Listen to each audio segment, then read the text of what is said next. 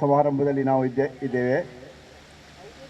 ಈ ಒಂದು ಕಾರ್ಯಕ್ರಮದಲ್ಲಿ ಎಲ್ಲರೂ ಕೂಡ ಸಂಬಂಧಪಟ್ಟಂತಹ ಎಲ್ಲ ವಿದ್ಯಾರ್ಥಿಗಳು ಮತ್ತು ಪೋಷಕರು, ಈ ಊರಿನ ನಾಗರಿಕ ಬಂಧುಗಳೆಲ್ಲ ತಮ್ಮ ತಮ್ಮ ಆಸನದಲ್ಲಿ ಆಸೀನರಾಗಿ ತಮ್ಮ ಈ ಕಾರ್ಯಕ್ರಮದಲ್ಲಿ ಸಹಕರಿಸಬೇಕು ಎನ್ನುವಂಥ ವಿನಂತಿಯೊಂದಿಗೆ ಇಂದು ವಿದ್ಯಾರತ್ನ ಆಂಗ್ಲ ಮಾಧ್ಯಮ ಶಾಲೆ ನಡೆಸ್ತಾ ಇರತಕ್ಕಂತಹ ನಾಡು ನುಡಿ ವೈಭವದ ಈ ಒಂದು ಕಾರ್ಯಕ್ರಮದಲ್ಲಿ ಸಮ್ಮೇಳನದ ಸಮಾರೋಪದ ಈ ಒಂದು ಅಧ್ಯಕ್ಷತೆಯನ್ನು ವಹಿಸಲಿರುವಂಥ ಡಾಕ್ಟರ್ ಪಾದೇಕಲ್ಲು ವಿಷ್ಣು ಭಟ್ ಹಿರಿಯ ವಿದ್ವಾಂಸರು ಮತ್ತು ಸಂಶೋಧಕರು ಆಗಿರತಕ್ಕಂಥವರು ದಯವಿಟ್ಟು ವೇದಿಕೆಗೆ ಆಗಮಿಸಬೇಕು ಅಂತ ನಾನು ಅವರಲ್ಲಿ ವಿನಂತಿಸ್ತಾ ಇದ್ದೇನೆ. ಅದೇ ರೀತಿ ವಿದ್ಯಾರತ್ನ ಪ್ರಶಸ್ತಿ ಮಾನ್ಯರಾಗಿರ್ತಕ್ಕಂಥ ಡಾಕ್ಟರ್ ಶುಭಾ ಮರವಂತೆಯವರು ಕೂಡ ವೇದಿಕೆ ಮೇಲೆ ಆಸೀನರಾಗಬೇಕು ಅಂತ ವಿನಂತಿಸ್ತಿದ್ದೇನೆ. ಇಂದಿನ ಕಾರ್ಯಕ್ರಮದ ಮುಖ್ಯ ಅತಿಥಿಯಾಗಿ ನಮ್ಮೊಂದಿಗೆ ಇರತಕ್ಕಂಥವರು ಸತೀಶ್ ಕುಂಪಲ, ದಕ್ಷಿಣ ಕನ್ನಡ ಜಿಲ್ಲಾ BJP ಪಕ್ಷದ ದಕ್ಷಿಣ ಕನ್ನಡ ಜಿಲ್ಲಾ ಅಧ್ಯಕ್ಷರು ಆಗಿರ್ತಕ್ಕಂಥ ಸತೀಶ್ ಕುಂಪಲ್ರವರು ಕೂಡ ವೇದಿಕೆಗೆ ಆಗಮಿಸಬೇಕು ಅಂತ ವಿನಂತಿಸ್ತಾ ಇದ್ದೇನೆ. ಅದರೊಂದಿಗೆ ಬ್ಯಾಂಗ್ಳೂರಿನ ಉದ್ಯಮಿಯಾಗಿರ್ತಕ್ಕಂಥ ಸದಾನಂದ ಶೆಟ್ಟಿಯವರು, ಮಾಜಿ ಸದಸ್ಯರು, ಕರ್ನಾಟಕ ಜಾನಪದ ಯಕ್ಷಗಾನ ಅಕಾಡೆಮಿ ಮತ್ತು ತುಳು ಸಾಹಿತ್ಯ ಅಕಾಡೆಮಿಯ ಸದಸ್ಯರಾಗಿದ್ದ ಭಾಸ್ಕರ ಕುಕ್ಕುವಳ್ಳಿಯವರು ಕೂಡ ವೇದಿಕೆಯನ್ನು ಅಲಂಕರಿಸಬೇಕು ಅಂತ ವಿನಂತಿಸ್ತಾ ಇದ್ದೇನೆ. ಶ್ರೀ ಸೂಡಿ ಸುರೇಶ್ ರವರು, ಕಾರ್ಯದರ್ಶಿ SS ಪಬ್ಲಿಕ್ ಸ್ಕೂಲ್ ಬ್ಯಾಂಗ್ಳೂರು ಮತ್ತು ಖಾಸಗಿ ಶಾಲೆಗಳ ಆಡಳಿತ ಮಂಡಳಿ ಒಕ್ಕೂಟ ಬ್ಯಾಂಗ್ಳೂರು ಇವರು ಕೂಡ ವೇದಿಕೆಗೆ ಆಗಮಿಸಬೇಕು. ಅದೇ ರೀತಿಯಲ್ಲಿ ಸಮ್ಮೇಳನದ ಅಧ್ಯಕ್ಷೀಯ ಪೀಠವನ್ನು ಅಲಂಕರಿಸಿಕೊಂಡು ಈ ಒಂದು ಕಾರ್ಯಕ್ರಮವನ್ನು ಚಂದಗಾಣಿಸಿಕೊಳ್ಬೇಕು ಅಂತ ವಿನಂತಿಸ್ತಾ ಇದ್ದೇನೆ. ಅದರ ಜೊತೆಗೆ ಇಂದಿನ ಕಾರ್ಯಕ್ರಮದಲ್ಲಿ ಅಧ್ಯಕ್ಷರು Ratna education trust Shri K Ravindra Shetty ಉಳಿದೊಟ್ಟು ಹಾಗೂ ಮೋಹನ್ ದಾಸ್ ಶೆಟ್ಟಿ ಉಳಿದೊಟ್ಟು ಉಪಾಧ್ಯಕ್ಷರು. ಇದೀಗ ಈ ಸಮ್ಮೇಳನದ ಸಮಾರೋಪ ಸಮಾರಂಭವನ್ನು ನಾವು ಪ್ರಾರಂಭಿಸ್ತಾ ಇದ್ದೇವೆ. ಈ ಒಂದು ಪ್ರಾರಂಭದಲ್ಲಿ ಪ್ರಾರ್ಥನೆಯನ್ನು ನಮ್ಮ ನಾಡ ನುಡಿಯೊಂದಿಗೆ ಅದನ್ನು ನೆರವೇರಿಸಿಕೊಟ್ಟಿದ್ದಾರೆ. ಇದೀಗ ಪ್ರಾರಂಭದಲ್ಲಿ ನಮ್ಮ ವೇದಿಕೆಯ ಮೇಲೆ ಆಸೀನರಾಗಿರ್ತಕ್ಕಂತಹ ಎಲ್ಲ ಮುಖ್ಯ ಅತಿಥಿಗಳು ಮತ್ತು ಅದರೊಂದಿಗೆ ಶ್ರೀ ಮೊಹಮ್ಮದ್ ಹಾಸಿಮ್ ಶಾಲಾ ವಿದ್ಯಾರ್ಥಿ ನಾಯಕ ದಯವಿಟ್ಟು ವೇದಿಕೆ ಬರಬೇಕು ಅಂತ ವಿನಂತಿಸ್ತಾ ಇದ್ದೇನೆ. ಆಮೇಲೆ ರತ್ನಾವತಿಯವರು ಕೂಡ ವೇದಿಕೆ ಆಗಮಿಸಬೇಕು ಅಂತ ವಿನಂತಿಸ್ತಾ ಇದ್ದೇನೆ. ಪ್ರಾರಂಭದಲ್ಲಿ ರತ್ನ ಎಜುಕೇಷನ್ ಟ್ರಸ್ಟಿನ ಅಧ್ಯಕ್ಷರಾದ ರವೀಂದ್ರ ಶೆಟ್ಟಿ ಉಳಿದೊಟ್ಟೂರವರು ವೇದಿಕೆಯಲ್ಲಿರ್ತಕ್ಕಂಥ ಎಲ್ಲ ಗಣ್ಯರನ್ನು ಮತ್ತು ವೇದಿಕೆ ಮುಂಭಾಗದಲ್ಲಿರ್ತಕ್ಕಂಥ ಆಮಂತ್ರಿತ ಎಲ್ಲ ವ್ಯಕ್ತಿಗಳನ್ನು ಪ್ರೀತಿಪೂರ್ವಕವಾಗಿ ಆತ್ಮೀಯವಾಗಿ ಸ್ವಾಗತಿಸಲಿಕ್ಕಿದ್ದಾರೆ. ವಿದ್ಯಾರತ್ನ ಆಂಗ್ಲ ಮಾಧ್ಯಮ ಶಾಲೆಯ ಈ ಒಂದು ನಾಡು ನುಡಿ ವೈಭವದ ರತ್ನೋತ್ಸವ 2024 ಕರಾವಳಿ ಕರ್ನಾಟಕದ ಸಾಹಿತ್ಯ ಸಾಂಸ್ಕೃತಿಕ ಸಮ್ಮೇಳನ ಇನ್ನೇನು ಸಮಾರೋಪ ಸಮಾರಂಭದ ಹಂತದಲ್ಲಿ ನಾವಿದ್ದೇವೆ. ಇವತ್ತು ಈ ಒಂದು ಸಮಾರೋಪ ಸಮಾರಂಭದಲ್ಲಿ ನಮ್ಮ ಜೊತೆ ಸೇರಿಕೊಂಡವರು ನಮ್ಮ ಆತ್ಮೀಯರು, ಬಹಳಷ್ಟು ಧಾರ್ಮಿಕವಾಗಿ, ಸಾಮಾಜಿಕವಾಗಿ, ರಾಜಕೀಯವಾಗಿ ತನ್ನನ್ನು ತೊಡಗಿಸಿಕೊಂಡಂತಹ ಭಾರತೀಯ ಜನತಾ ಪಾರ್ಟಿ ದಕ್ಷಿಣ ಕನ್ನಡ ಜಿಲ್ಲೆಯ ಅಧ್ಯಕ್ಷರು, ಬಾಲಕೃಷ್ಣ ಮಂದಿರ ಕುಂಪಲ ಇದರ ಅಧ್ಯಕ್ಷರು ಆಗಿರ್ತಕ್ಕಂಥ ನನ್ನ ಆತ್ಮೀಯರಾಗಿ ಸತೀಶ್ ಕುಂಪಲರಾವ್ ನಮ್ಮ ಜೊತೆ ಇದ್ದಾರೆ. ಅವರನ್ನು ನಾನು ನಮ್ಮ ವಿದ್ಯಾಸಂಸ್ಥೆಯ ವತಿಯಿಂದ ಈ ಊರಿನ ಎಲ್ಲ ನಾಗರಿಕ ಪರವಾಗಿ ನಾನು ಹಾರ್ದಿಕವಾಗಿ ಸ್ವಾಗತಿಸ್ತಾ ಇದ್ದೇನೆ. ಅದೇ ರೀತಿ ಬಹಳ ಮುಖ್ಯವಾಗಿ ಇವತ್ತು ಈ ಸಮ್ಮೇಳನವನ್ನ ಬೆಳಗ್ಗಿನಿಂದ ಸಾಯಂಕಾಲದವರೆಗೆ ಈ ಸಮ್ಮೇಳನದ ಸರ್ವಾಧ್ಯಕ್ಷರಾಗಿ ಬಹಳ ಒಳ್ಳೆಯ ರೀತಿಯಲ್ಲಿ ಏನು ಬೆಳಿಗ್ಗೆ ನಮ್ಮ ಸಮ್ಮೇಳನಾಧ್ಯಕ್ಷರ ಮೆರವಣಿಗೆಯಿಂದ ಹಿಡಿದು ಈಗ ಸಮಾರೋಪ ಸಮಾರಂಭದವರೆಗೆ ಎಲ್ಲ ಕಾರ್ಯಕ್ರಮಗಳನ್ನು ಕೂಡ ನಮ್ಮ ವಿಚಾರಗೋಷ್ಠಿ, ಕವಿಗೋಷ್ಠಿ, ಯಕ್ಷಗಾನ, ಸಾಂಸ್ಥಿಕ ಕಾರ್ಯಕ್ರಮ, ಇನ್ನು ನಂತರ ನಡೆಯತಕ್ಕಂಥ ಸಾಂಸ್ಥಿಕ ಕಾರ್ಯಕ್ರಮ ಕೂಡ ಇದೆ. ಒಟ್ಟು ಈ ಸಮ್ಮೇಳನದ ಅಧ್ಯಕ್ಷತೆಯನ್ನು ವಹಿಸಿರ್ತಕ್ಕಂಥ ನಮ್ಮ ಹಿರಿಯ ವಿದ್ವಾಂಸರು, ಸಾಹಿತ್ಯಗಳು ಆಗಿರ್ತಕ್ಕಂಥ ನಮ್ಮ ಡಾಕ್ಟರ್ ಪಾದೇಕಲ್ ವಿಷ್ಣು ಭಟ್ ನಮ್ಮ ಜೊತೆ ಇದ್ದಾರೆ. ಅವರನ್ನು ಕೂಡ ನಾನು ಬಹಳ ಆತ್ಮೀಯವಾಗಿ ಸಂದರ್ಭ ಸ್ವಾಗತಿಸ್ತಾ ಇದ್ದೇನೆ. ಅದೇ ರೀತಿ ನಮ್ಮ ಬೆಂಗಳೂರಿನ ಯುವ ಉದ್ಯಮಿ, ನನ್ನ ಸಂಬಂಧಿ ಸಹೋದರ ಸದಾನಂದ ಶೆಟ್ಟಿ ನಮ್ಮ ಜೊತೆ ಇದ್ದಾರೆ. ಅವರನ್ನು ಕೂಡ ನಾನು ಈ ಸಂದರ್ಭದಲ್ಲಿ ಹಾರ್ದಿಕವಾಗಿ ಸ್ವಾಗತಿಸ್ತಾ ಇದ್ದೇನೆ. ಬಹಳ ಮುಖ್ಯವಾಗಿ ನಾವು ಪ್ರತಿ ಬಾರಿ 2011ರಿಂದ 2011ರಿಂದ 2024ರವರೆಗೆ ನಡೆಯುತ್ತಾ ಬಂದಿರುವಂತಹ ನಮ್ಮ ಈ ಕರಾವಳಿ ಕರ್ನಾಟಕದ ಸಾಹಿತ್ಯ ಸಾಂಸ್ಕೃತಿಕ ಸಮ್ಮೇಳನ ನಾಡು ನುಡಿ ವೈಭವದ ರತ್ನೋತ್ಸವದ ಸಮಾರೋಪ ಸಮಾರಂಭದಲ್ಲಿ ನಾವೊಂದು ನಮ್ಮ ಸಂಸ್ಥೆಯ ವತಿಯಿಂದ ವಿದ್ಯಾರತ್ನ ಪ್ರಶಸ್ತಿಯನ್ನ ನಾವು ಕೊಡ್ತಾ ಬಂದಿದ್ದೇವೆ.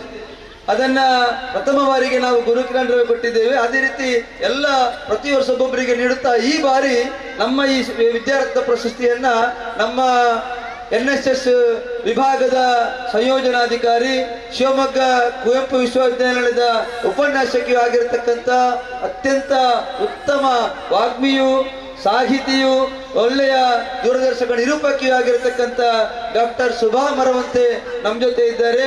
ಆ ಒಂದು ಪ್ರಶಸ್ತಿಯನ್ನು ಸ್ವೀಕರಿಸಲಿಕ್ಕೆ ಅವರನ್ನು ಕೂಡ ನಾನು ಬಹಳ ಆತ್ಮೀಯವಾಗಿ ಸಂದರ್ಭದಲ್ಲಿ ಸ್ವಾಗತಿಸ್ತಾ ಇದ್ದೇನೆ.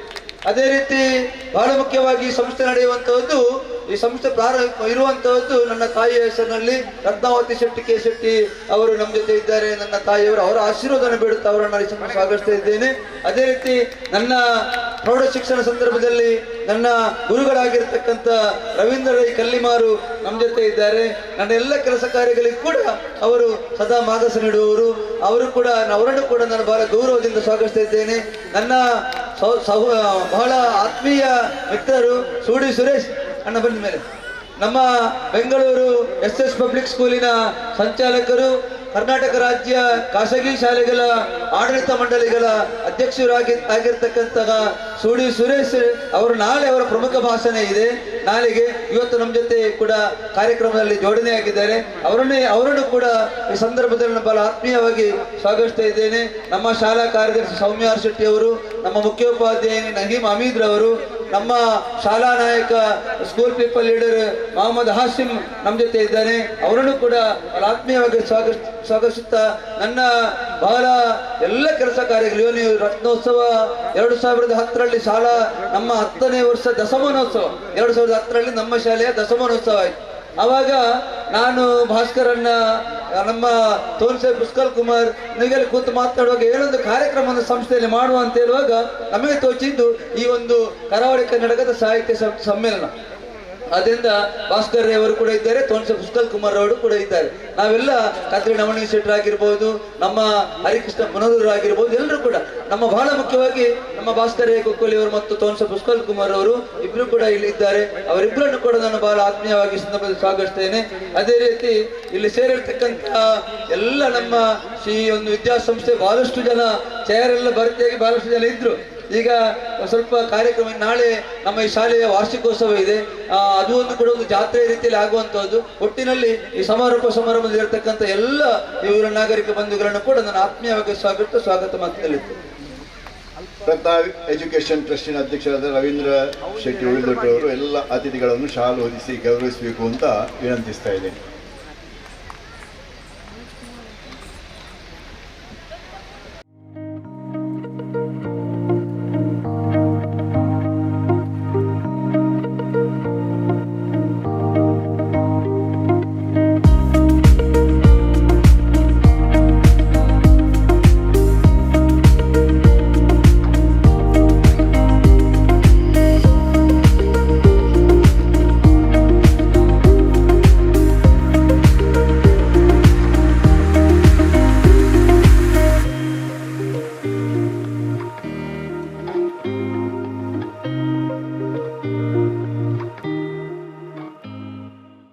ರತ್ನ ಎಜುಕೇಷನ್ ಟ್ರಸ್ಟಿನ ಈ ಒಂದು ಸಂಸ್ಥೆಯ ಸಂಚಾಲಕಿ ಸೌಮ್ಯ ಆರ್ ಶೆಟ್ಟಿ ಅವರಿಗೆ ಮುಖ್ಯೋಪಾಧ್ಯಾಯರು ಶಾಲು ವಹಿಸಿ ಗೌರವಿಸ್ತಾ ಇದ್ದಾರೆ.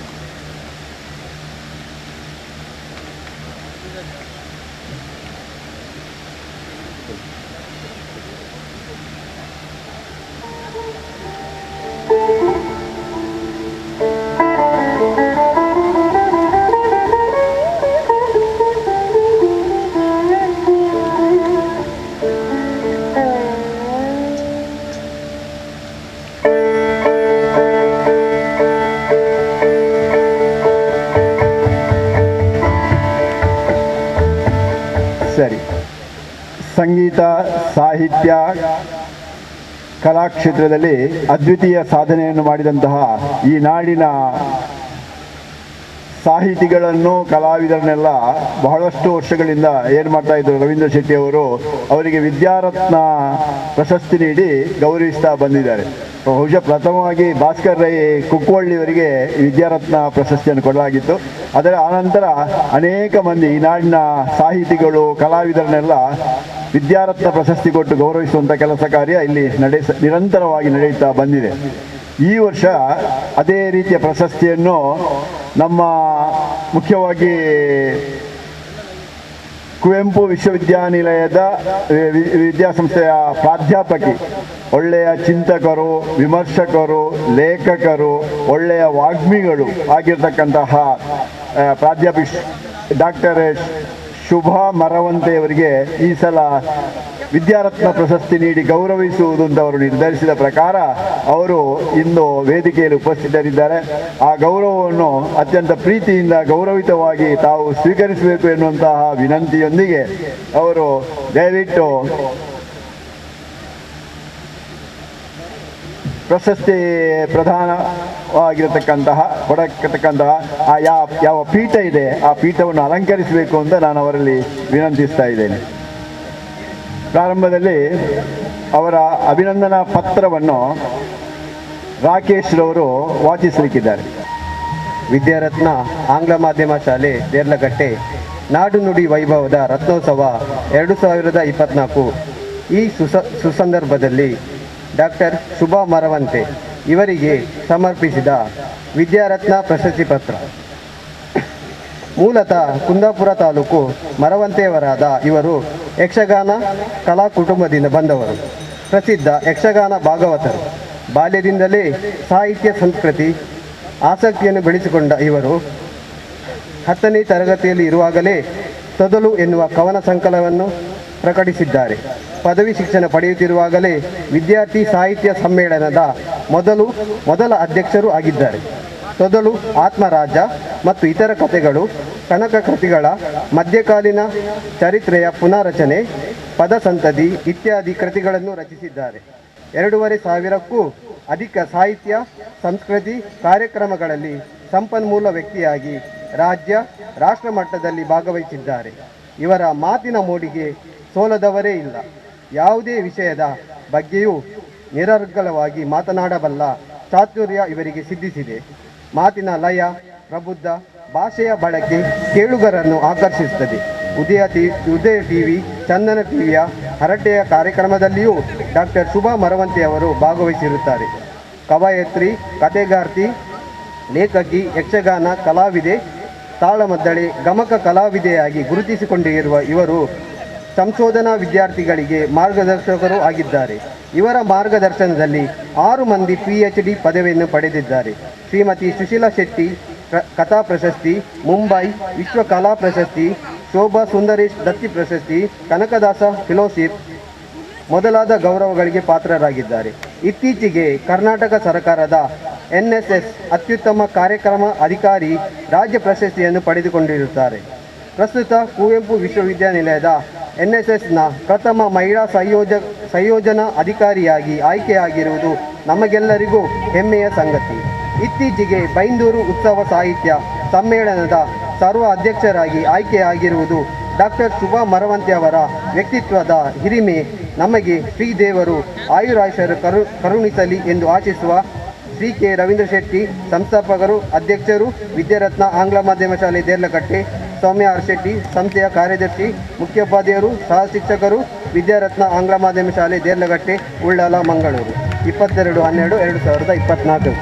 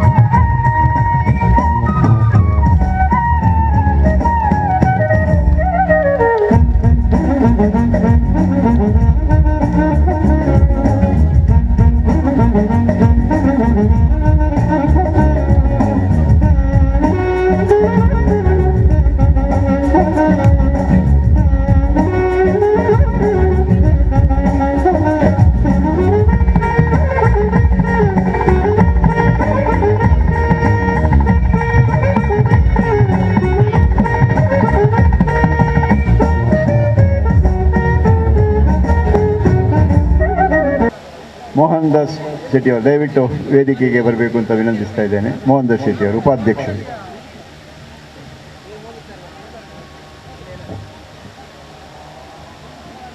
ವಿದ್ಯಾರತ್ನ ಪ್ರಶಸ್ತಿಗೆ ಯಾವಾಗಲೂ ಅದರದೇ ಆದಂತಹ ಒಂದು ವಿಶೇಷವಾದಂಥ ಗೌರವ ಇದೆ.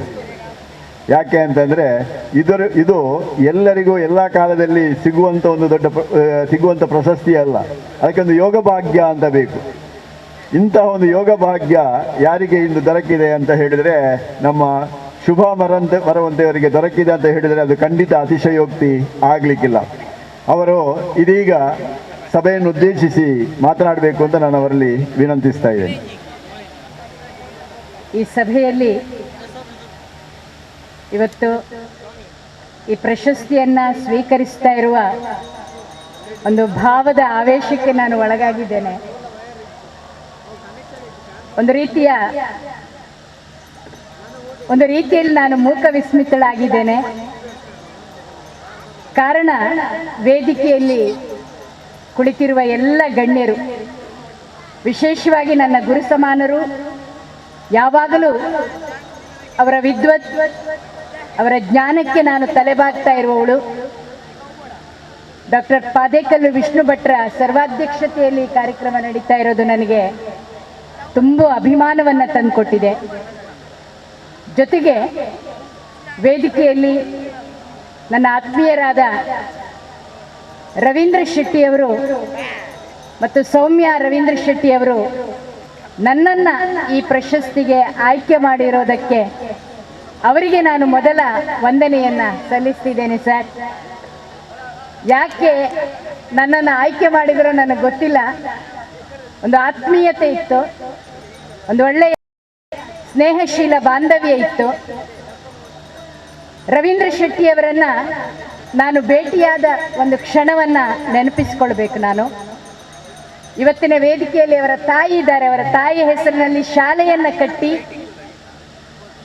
ಜೊತೆಗೆ ಆ ಪ್ರಶಸ್ತಿಯನ್ನು ತನ್ನ ತಾಯಿಯ ಹೆಸರಿನಲ್ಲಿಯೇ ಕೊಡುವ ಅವರ ಹೃದಯ ವೈಶಾಲ್ಯತೆ, ಒಂದು ಹೆಣ್ಣನ್ನು ಗೌರವಿಸುವ ಮತ್ತು ಆ ತಾಯ್ತನವನ್ನು ಗೌರವಿಸುವ ಅವರ ಹೃದಯ ಶ್ರೀಮಂತಿಕೆಯನ್ನು ನಾನು ಮನಸಾರೆ ಸ್ಮರಿಸಿಕೊಳ್ತಾ,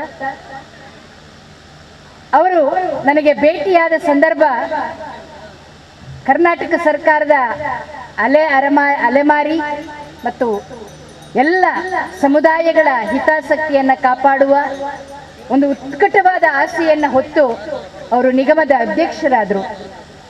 ಅಂಥ ಸಂದರ್ಭದಲ್ಲಿ ಹೆಣ್ಣು ಮಕ್ಕಳ ಬಗ್ಗೆ ಆಗಲಿ, ಈ ದೇಶದ ಈ ನಾಡಿನ ಮಹಿಳೆಯರ ಬಗ್ಗೆ ಆಗಲಿ, ಅಲೆಮಾರಿಗಳ ಬಗ್ಗೆ ಆಗಲಿ ಮಾತಾಡುವ ಸಂದರ್ಭ ಬಂದಾಗ ನನಗೆ ಅವರು ನಮ್ಮೂರಿನವರು ಎನ್ನುವ ಅಭಿಮಾನದಲ್ಲಿ ನಾನು ಹೋಗಿ ಭೇಟಿಯಾದವಳು. ಅಲ್ಲಿಂದ ನಿರಂತರವಾಗಿ ನನಗೆ ರವೀಂದ್ರ ಶೆಟ್ಟಿಯವರು ಅಂತಂದರೆ ಅವರು ಅಲೆಮಾರಿ ಸಮುದಾಯದ ಒಂದು ದನಿ. ಇವತ್ತಿಗೂ ಎಷ್ಟೋ ಅಲೆಮಾರಿಗಳ ಬದುಕಿಗೆ ಅವರು ಆಸರಿಯಾಗಿ ನಿಂತವರು. ಇಂಥ ಒಂದು ಸಾಮಾಜಿಕವಾದ ಧೋರಣೆಯನ್ನು ಇಟ್ಕೊಂಡ ಅವರ ವ್ಯಕ್ತಿತ್ವ ನನ್ನನ್ನು ನಿಜಕ್ಕೂ ಆಕರ್ಷಿಸಿತು. ಸೌಮ್ಯ ಮೇಡಮ್ ಅವರನ್ನು ಭೇಟಿಯಾದೆ, ಹಾಗೆ ಅವ್ರ ಜೊತೆಗೂ ಮಾತಾಡಿದೆ. ಈ ಬಾಂಧವ್ಯ ಇಟ್ಕೊಂಡು ನನಗೆ ಮೊನ್ನೆ ಕರೆ ಬಂದಾಗ ಒಂದು ರೀತಿಯಲ್ಲಿ ನನಗೆ ಏನು ಮಾತಾಡಬೇಕು ಅಂತ ಗೊತ್ತಾಗಲಿಲ್ಲ. ಅದರಲ್ಲಿಯೂ ಇವತ್ತು ಪ್ರಶಸ್ತಿಗಳು ಹೇಗೆ ಸಿಗ್ತಿವೆ ಅಂತಂದರೆ ವಶೀಲಿ ನಡಿಬೇಕು, ಯಾರದಾದ್ರೂ ಪ್ರಭಾವ ಇರಬೇಕು, ಹಾಗಿದ್ರೆ ಮಾತ್ರ ಅಂಥವರಿಗೆ ಪ್ರಶಸ್ತಿ ಕೊಡೋದು ಕ್ರಮ. ಇವತ್ತೆಲ್ಲ ನಡೀತಾ ಇರೋದು ಹಾಗೆ. ಗುಂಪುಗಾರಿಕೆ ಬೇಕು. ಇವತ್ತು ನಾವು ಒಂದು ವಿದ್ವತ್ ವಲಯದಲ್ಲಿ ಯಾರನ್ನ ಹೇಗೆ ಪುರಸ್ಕರಿಸಬೇಕು ಅನ್ನುವ ಒಂದು ಗೊಂದಲ ನಮ್ಮೊಳಗೂ ಇದೆ. ಅಂತಹ ಸಂದರ್ಭದಲ್ಲಿ ಅವರು ನನ್ನನ್ನು ಇದಕ್ಕೆ ಆಯ್ಕೆ ಮಾಡಿಕೊಂಡಿದ್ದಾರೆ ಅಂದರೆ ನಿಜಕ್ಕೂ ಅದು ನನ್ನನ್ನು ಜವಾಬ್ದಾರಿ ಹೆಚ್ಚಿಸಿದೆ ಅಂದ್ಕೊಂಡಿದ್ದೇನೆ ಸರ್. ಯಾಕಂದರೆ ಮಾತಾಡೋದು ಮತ್ತು ಪ್ರಶಸ್ತಿ ತಗೊಳ್ಳೋದು ಇದು ಬಹಳ ಸುಲಭ ಅಂತ ಅನಿಸುತ್ತೆ. ಆದರೆ ಅದರ ಹೊರೆಯನ್ನು ಹೊರೋದು ನನಗೆ ನಿಜಕ್ಕೂ ಅದು ಹೆಗಲು ಕೊಡೋದು ತುಂಬ ಕಷ್ಟ ಅಂತ ಅನಿಸ್ತಾ ಇದೆ. ಆ ಪದದ ಅರ್ಥವೇ ನನಗಿನ್ನೂ ಗ್ರಹಿಸ್ಕೊಳ್ಳಿಕ್ಕೆ ಸಾಧ್ಯ ಆಗಲಿಲ್ವೇನೋ. ನಾನು ತುಂಬ ಚಿಕ್ಕವಳಿಂದ ನೋಡ್ತಾ ಇರುವ ಅದು ಮೊದಲ ಪ್ರಶಸ್ತಿ ಪಡೆದ ಭಾಸ್ಕರ್ ರೈ ಸರ್ ಇದ್ದಾರೆ. ನಾನು ಚಿಕ್ಕ ವಯಸ್ಸಿನ ವಿದ್ಯಾರ್ಥಿನಿಯಾಗಿರುವಾಗಿಂದ ಸರ್ ನೋಡ್ತಾ ಬಂದವಳು. ಮತ್ತು ಇಷ್ಟೆಲ್ಲ ಮಹನೀಯರು ವೇದಿಕೆಯಲ್ಲಿ ಕೂತಿದ್ದೀರಿ. ನಾನು ಎಲ್ಲರ ಹೆಸರನ್ನು ಹೇಳ್ತಾ ಇಲ್ಲ, ಆದರೆ ಆ ಪದದ ಅರ್ಥವೇ ನನಗೆ ಅದು ತುಂಬಾ ದೊಡ್ಡ ಶಬ್ದ. ಅದನ್ನ ಅರ್ಥ ಮಾಡ್ಕೊಳ್ಳಿಕ್ಕೆ ನನಗೆ ಇನ್ನೂ ಸಮಯ ಬೇಕು ಅಂತ ಅನ್ಸುತ್ತೆ. ಅದಕ್ಕೆ ನಿಜಕ್ಕೂ ನಾನು ಅರ್ಹಳೆ ಅನ್ನುವ ಪ್ರಶ್ನೆ ನನ್ನನ್ನು ಆಗಾಗ ಕಾಡ್ತಾ ಇರುತ್ತೆ. ಯಾಕಂದ್ರೆ ಇವತ್ತು ಇಂಥ ಒಂದು ಪರಿಸರದಲ್ಲಿ, ಒಂದು ಆಂಗ್ಲ ಮಾಧ್ಯಮ ಶಾಲೆಯಲ್ಲಿ ನಾಡು ನುಡಿ ವೈಭವದ ಈ ಹಬ್ಬದಲ್ಲಿ ಸಾಹಿತ್ಯ ಸಂಸ್ಕೃತಿ ಸಿಂಚನ ಯಾವ ರೀತಿ ನಡೀತಾ ಇದೆ ಅಂತಂದ್ರೆ ನಮಗೆ ಖುಷಿ ಅನಿಸುತ್ತೆ. ಇದು ಹೀಗೂ ಮಾಡಲಿಕ್ಕೆ ಸಾಧ್ಯವ ಒಬ್ಬ ವ್ಯಕ್ತಿಯಿಂದ ಅಂತ ನಂಗೆ ಅನಿಸುತ್ತೆ. ನಾನು ಬೆಳಿಗ್ಗೆ ಬಂದಾಗಲೇ ಈ ವೇದಿಕೆಯನ್ನೆಲ್ಲ ನೋಡಿ ಒಂದು ರೀತಿಯಲ್ಲಿ ಆಶ್ಚರ್ಯಚಕಿತಳಾದೆ. ಇಷ್ಟೆಲ್ಲ ಮಾಡಲಿಕ್ಕೆ ಒಬ್ಬರಿಗೆ ಸಾಧ್ಯ ಇದೆ, ಒಬ್ಬ ವ್ಯಕ್ತಿಗೆ. ನನಗೆ ಒಮ್ಮೆ ಬಂದಾಗ ನೆನಪಾಗಿರೋದು ಆಳ್ವಾಸ್ ನುಡಿಸಿರಿ. ನಾನು ಸೌಮ್ಯ ಮೇಡಮ್ ಅವ್ರ ಹತ್ರನೂ ಹೇಳ್ತಾ ಇದ್ದೆ, ಆಳ್ವಾಸ್ ನುಡಿಸಿರಿ ನೆನಪಾಯ್ತು ಮೇಡಮ್ ನನಗೆ. ಮುಂದೊಂದು ದಿನ ವಿದ್ಯಾರತ್ನ ಶಾಲೆ ಅನ್ನೋದು ಇಡೀ ನಾಡಿನ ಸಂಸ್ಕೃತಿಯನ್ನ ಎಲ್ಲೆಡೆ ಪಸರಿಸುವ ಒಂದು ರಾಷ್ಟ್ರ ಮಟ್ಟದ ಅದ್ಭುತವಾದ ಪರ್ಯಾಯ ಎನ್ನುವ ಹಾಗೆ ಒಂದು ಯಾವುದು ನುಡಿಸಿರಿಯ ವೈಭವವನ್ನದು ಮೆರಿಲಿ ಅನ್ನೋದು ನನ್ನ ಆಶಯ. ಅಂತ ಶಕ್ತಿಯನ್ನ ಶ್ರೀದೇವರು ರವೀಂದ್ರ ಶೆಟ್ಟಿ ಅವರಿಗೆ ಕೊಡ್ಲಿ. ಇವತ್ತು ನಾವು ವಿದ್ಯಾರ್ಥಿಗಳ ಜೊತೆಗೆ ಮಕ್ಕಳ ಜೊತೆಗೆ ಬೆರೀತಾ ಇದ್ದೇವೆ. ಮಕ್ಕಳನ್ನ ನಾವು ಯಾವ ರೀತಿ ಅವರಿಗೆ ಮೋಟಿವೇಟ್ ಮಾಡಬೇಕು, ಯಾವ ರೀತಿ ಅವರಿಗೆ ಒಂದು ಉತ್ತೇಜನವನ್ನ ಕೊಡಬೇಕು, ಈ ಪ್ರಶ್ನೆಯನ್ನ ನಾವು ನಿಜವಾದ ಅರ್ಥದಲ್ಲಿ ಕೇಳ್ಕೊಳ್ಬೇಕಾಗಿದೆ. ಸಂಸ್ಕೃತಿಯ ಸಂಚಲನವನ್ನ ಮಾಡಬೇಕಾದ್ರೆ ಅದು ಎಲ್ಲಿಂದ ಪ್ರಾರಂಭ ಮಾಡಬೇಕು ಅಂದ್ರೆ ಶಾಲೆಯಿಂದ ಪ್ರಾರಂಭ ಮಾಡಬೇಕು. ಇವತ್ತು ಶಾಲೆ ಅನ್ನೋದು ಒಂದು ಜೀವನಾನುಭವದ ಅದ್ಭುತವಾದ ಪ್ರಯೋಗಾಲಯ. ಜೀವನದ ಪ್ರತಿ ಕ್ಷಣವನ್ನ ಒಂದು ಶಾಲೆಯಿಂದ ನಾವು ಕಲಿತೇವೆ. ಇವತ್ತು ಈ ಸಂಸ್ಕೃತಿಯನ್ನ ಇಲ್ಲಿ ಕಲಿಸ್ತಾ ಇದ್ದಾರಲ್ಲ, ಅದು ಶಾಲೆಯ ಮೂಲಕ ಕಲಿಸ್ತಾ ಇದ್ದಾರೆ. ನಾನೊಬ್ಬಳು ಕನ್ನಡದ ಸಾಹಿತ್ಯದ ವಿದ್ಯಾರ್ಥಿ ಆಗಿರೋದ್ರಿಂದ ನಮ್ಮ ಮಕ್ಕಳೆಲ್ಲ ನನಗೆ ಕವನ ಗಿವನ ಬರ್ಕೊಂಡು ಬರ್ತಾರೆ. ಒಬ್ಬ ವಿದ್ಯಾರ್ಥಿ ಬರ್ಕೊಂಡು ಬಂದಿದ್ದ, ಶಾಲೆಯಲ್ಲಿ ಬರುತ್ತಿತ್ತು ನಿದ್ದೆ, ಪರೀಕ್ಷೆಯಲ್ಲಿ ಬರೆಯದೆ ಏನನ್ನೂ ಬರೆಯದೆ ಎದ್ದೆ, ಸಿಗಲಿಲ್ಲ ನನಗೆ ಯಾವುದೇ ಹುದ್ದೆ, ಕೊನೆಗೆ ಕೈ ಹಿಡಿದದ್ದು ನಮ್ಮ ಅಪ್ಪನ ಗದ್ದೆ ಅಂತ ಬರೆದಿದ್ದ. ಅವನು ಬರೆದದ್ದು ಕವಿತೆ. ನಾನು ಹೇಳ್ತಾ ಇರೋದು, ಇವತ್ತು ಶಾಲೆಯನ್ನ ನಾವು ಎಷ್ಟು ಸುಂದರವಾಗಿ ಕಟ್ಟಬೇಕಾಗಿದೆ, ಜವಾಬ್ದಾರಿ. ಇವತ್ತು ಶಾಲೆಯನ್ನ ಒಂದು ಸಂಸ್ಕೃತಿ ಸಂವೇದನೆಯಲ್ಲಿ ಕಟ್ಟಬೇಕಾಗಿದೆ. ಬರೀ ಮಾರ್ಕ್ಸ್ ಅಂಕಗಳನ್ನ ನಿರ್ದೇಶಿಸುವಂತದ್ದಲ್ಲ ಅದು. ಇವತ್ತು ಒಬ್ಬ ವ್ಯಕ್ತಿಯಲ್ಲಿ ಕಲೆಯ ಸಂಸ್ಕೃತಿಯ ಸಂಚಲನವನ್ನು ಉಂಟು ಮಾಡಬೇಕಾದದ್ದು ಒಂದು ಶಾಲೆ. ಪ್ರಾಯಶಃ ಅದನ್ನು ನಡೆಸಬಲ್ಲ ಒಂದು ಆಡಳಿತ ಮಂಡಳಿ. ನನಗನ್ಸುತ್ತೆ ಇಡೀ ರಾಜ್ಯಕ್ಕೆ ಅಲ್ಲ ರಾಷ್ಟ್ರಕ್ಕೆ ಒಂದು ಮಾದರಿಯಾದ ಸಂಸ್ಥೆ ಇದು ವಿದ್ಯಾರತ್ನ ಶಾಲೆ. ಈ ತರದ ನಾಡು ವೈಭವವನ್ನ ಕಳೆದ 10 ವರ್ಷಗಳಿಂದ ಮಾಡ್ತಾ ಇದ್ದಾರೆ ಅಂತಂದ್ರೆ ನೀವು ಮಾಡ್ತಾ ಇರುವ ಕೆಲಸ ಇಡೀ ರಾಷ್ಟ್ರಕ್ಕೆ ಮಾದರಿ. ಆ ಸಂಸ್ಕೃತಿಯನ್ನು ಕಲಿಸ್ತಿದ್ದೀರಿ. ಯಕ್ಷಗಾನ ಮಾಡ್ತಾ ಇರಬೇಕಾದ್ರೆ ನನಗೂ ಒಂದು ರೀತಿಯ ಖುಷಿ ಆಯ್ತು. ಯಾಕಂದ್ರೆ ನಾನು ಯಕ್ಷಗಾನ ಕುಟುಂಬದವಳು. ಮಾತಾಡೋದಕ್ಕೆ ಮತ್ತು ಹಾಡೋದಕ್ಕೆ ನನಗೆಲ್ಲ ಕಲಿಸಿದ್ದು ಯಕ್ಷಗಾನ. ಇವತ್ತು ಪುರಾಣದ ಜ್ಞಾನ ಕೊಡೋದಕ್ಕೆ ಕಾರಣವಾದದ್ದು ಯಕ್ಷಗಾನ. ಇವತ್ತು ನಾನು ಅದನ್ನು ಸಂತೋಷದಿಂದ ಹೇಳ್ಕೊಳ್ತೇನೆ. ಒಂದು ಯಕ್ಷಗಾನ ನಮ್ಮ ಸಂಸ್ಕೃತಿಯನ್ನ ನಮಗೆ ಕಲಿಸುತ್ತೆ. ಪ್ರತಿ ಹಂತಕ್ಕೂ ಅದು ನನ್ನನ್ನು ಬೆಳೆಸುತ್ತೆ. ಇವತ್ತಿಗೂ ನಮ್ಮ ವಿದ್ಯಾರ್ಥಿಗಳಿಗೆ ಯಾರು ಅಂತ ಗೊತ್ತಿಲ್ಲ. ಪಾಂಡವರಂದ್ರೆ ಯಾರು, ಕೌರವರಂದ್ರೆ ಯಾರು ಗೊತ್ತಿಲ್ಲ. ಇವತ್ತಿನ ಜ್ಞಾನ ಅನ್ನೋದು ಬರೀ ಅದು ವ್ಯಾವಹಾರಿಕವಾಗಿದೆಯೇ ಹೊರತು ಅಂತರಂಗದ ಶಕ್ತಿಯನ್ನ, ನಮ್ಮ ಧೀಶಕ್ತಿಯನ್ನ ಹೊರಗೆಡುವ ಅದು ಮ್ಯಾನಿಫೆಸ್ಟೇಷನ್ ಆಫ್ ದ ಪರ್ಫೆಕ್ಷನ್ ಅಂತ ವಿವೇಕಾನಂದರು ಹೇಳ್ತಾರಲ್ಲ, ಆ ನೆಲೆಯಲ್ಲಿ ಎಲ್ಲಿ ಸಾಧ್ಯ ಆಗ್ತಾ ಇದೆ ಎನ್ನುವ ಒಂದು ಕಳವಳದ ನಡುವೆಯೇ ನಾನಿವತ್ತು ಇಂಥ ಒಂದು ಮಾದರಿಯ ಕಾರ್ಯಕ್ರಮದಲ್ಲಿ, ಒಂದು ಮಾದರಿಯ ಶಾಲೆಯಲ್ಲಿ ನಾನಿವತ್ತು ಈ ಪ್ರಶಸ್ತಿ ಸ್ವೀಕರಿಸ್ತಿರೋದಕ್ಕೆ ನನಗೆ ತುಂಬ ಸಂತೋಷ ಅನಿಸ್ತಾ ಇದೆ ಸರ್. ನಾನು ತುಂಬ ಪ್ರಶಸ್ತಿಯ ಬಗ್ಗೆ ಯೋಚನೆ ಮಾಡಿದವಳಲ್ಲ ಯಾವಾಗಲೂ. ಎಷ್ಟೋ ಜನ ಯಾವುದಾದ್ರೂ ಬಹುಮಾನ ಬರುತ್ತೆ ಹಾಕು ಅಂದಾಗಲೆಲ್ಲ ನಾನು ಹಿಂಜರಿದವಳು, ಬೇಡ ಅಂತ. ಯಾಕಂದ್ರೆ ನಮಗೆ ಅರ್ಹತೆಗಳು ತಾನಾಗಿ ಬರಲಿ, ನಾವು ಯಾಕೆ ಅದನ್ನು ಹುಡುಕೊಂಡು ಹೋಗಬೇಕು ಅಂತ ಹೇಳ್ತಾ ಬಂದವಳು. ಈ ನಡುವೆ ನನ್ನನ್ನ ಇಂಥ ಒಂದು ಸಂಭ್ರಮದ ಕಾರ್ಯಕ್ರಮದಲ್ಲಿ ನಮ್ಮನ್ನು ಆಹ್ವಾನಿಸಿ ಬಹಳ ಪ್ರೀತಿ ಮತ್ತು ಗೌರವ ಮತ್ತು ವಿಶ್ವಾಸವನ್ನು ತೋರಿಸಿ ಇಬ್ಬರು ದಂಪತಿಗಳು ನಿಜಕ್ಕೂ ಒಂದು ಸಾಹಿತ್ಯದ ಸೇವೆಯನ್ನು ಮಾಡುವ ಅವರ ಆಸಕ್ತಿ ಈ ಬಗೆಯಲ್ಲಿ ಅಭಿವ್ಯಕ್ತಗೊಂಡಿರುವುದಕ್ಕೆ ನಾನು ಅವರಿಗೆ ಕೃತಜ್ಞತೆಯನ್ನು ಹೇಳ್ತೇನೆ. ಅವರ ಶಾಲೆ ಉತ್ತರೋತ್ತರವಾದ ಅಭಿವೃದ್ಧಿಯನ್ನು ಕಾಣಲಿ. ಒಬ್ಬ ಗುರು ಮತ್ತು ಶಿಷ್ಯರ ಸಂಬಂಧದ ಮೂಲಕ ಒಂದು ಸುಂದರವಾದ ಬಾಂಧವ್ಯ ಇಲ್ಲಿ ನಿರ್ಮಾಣ ಆಗಲಿ.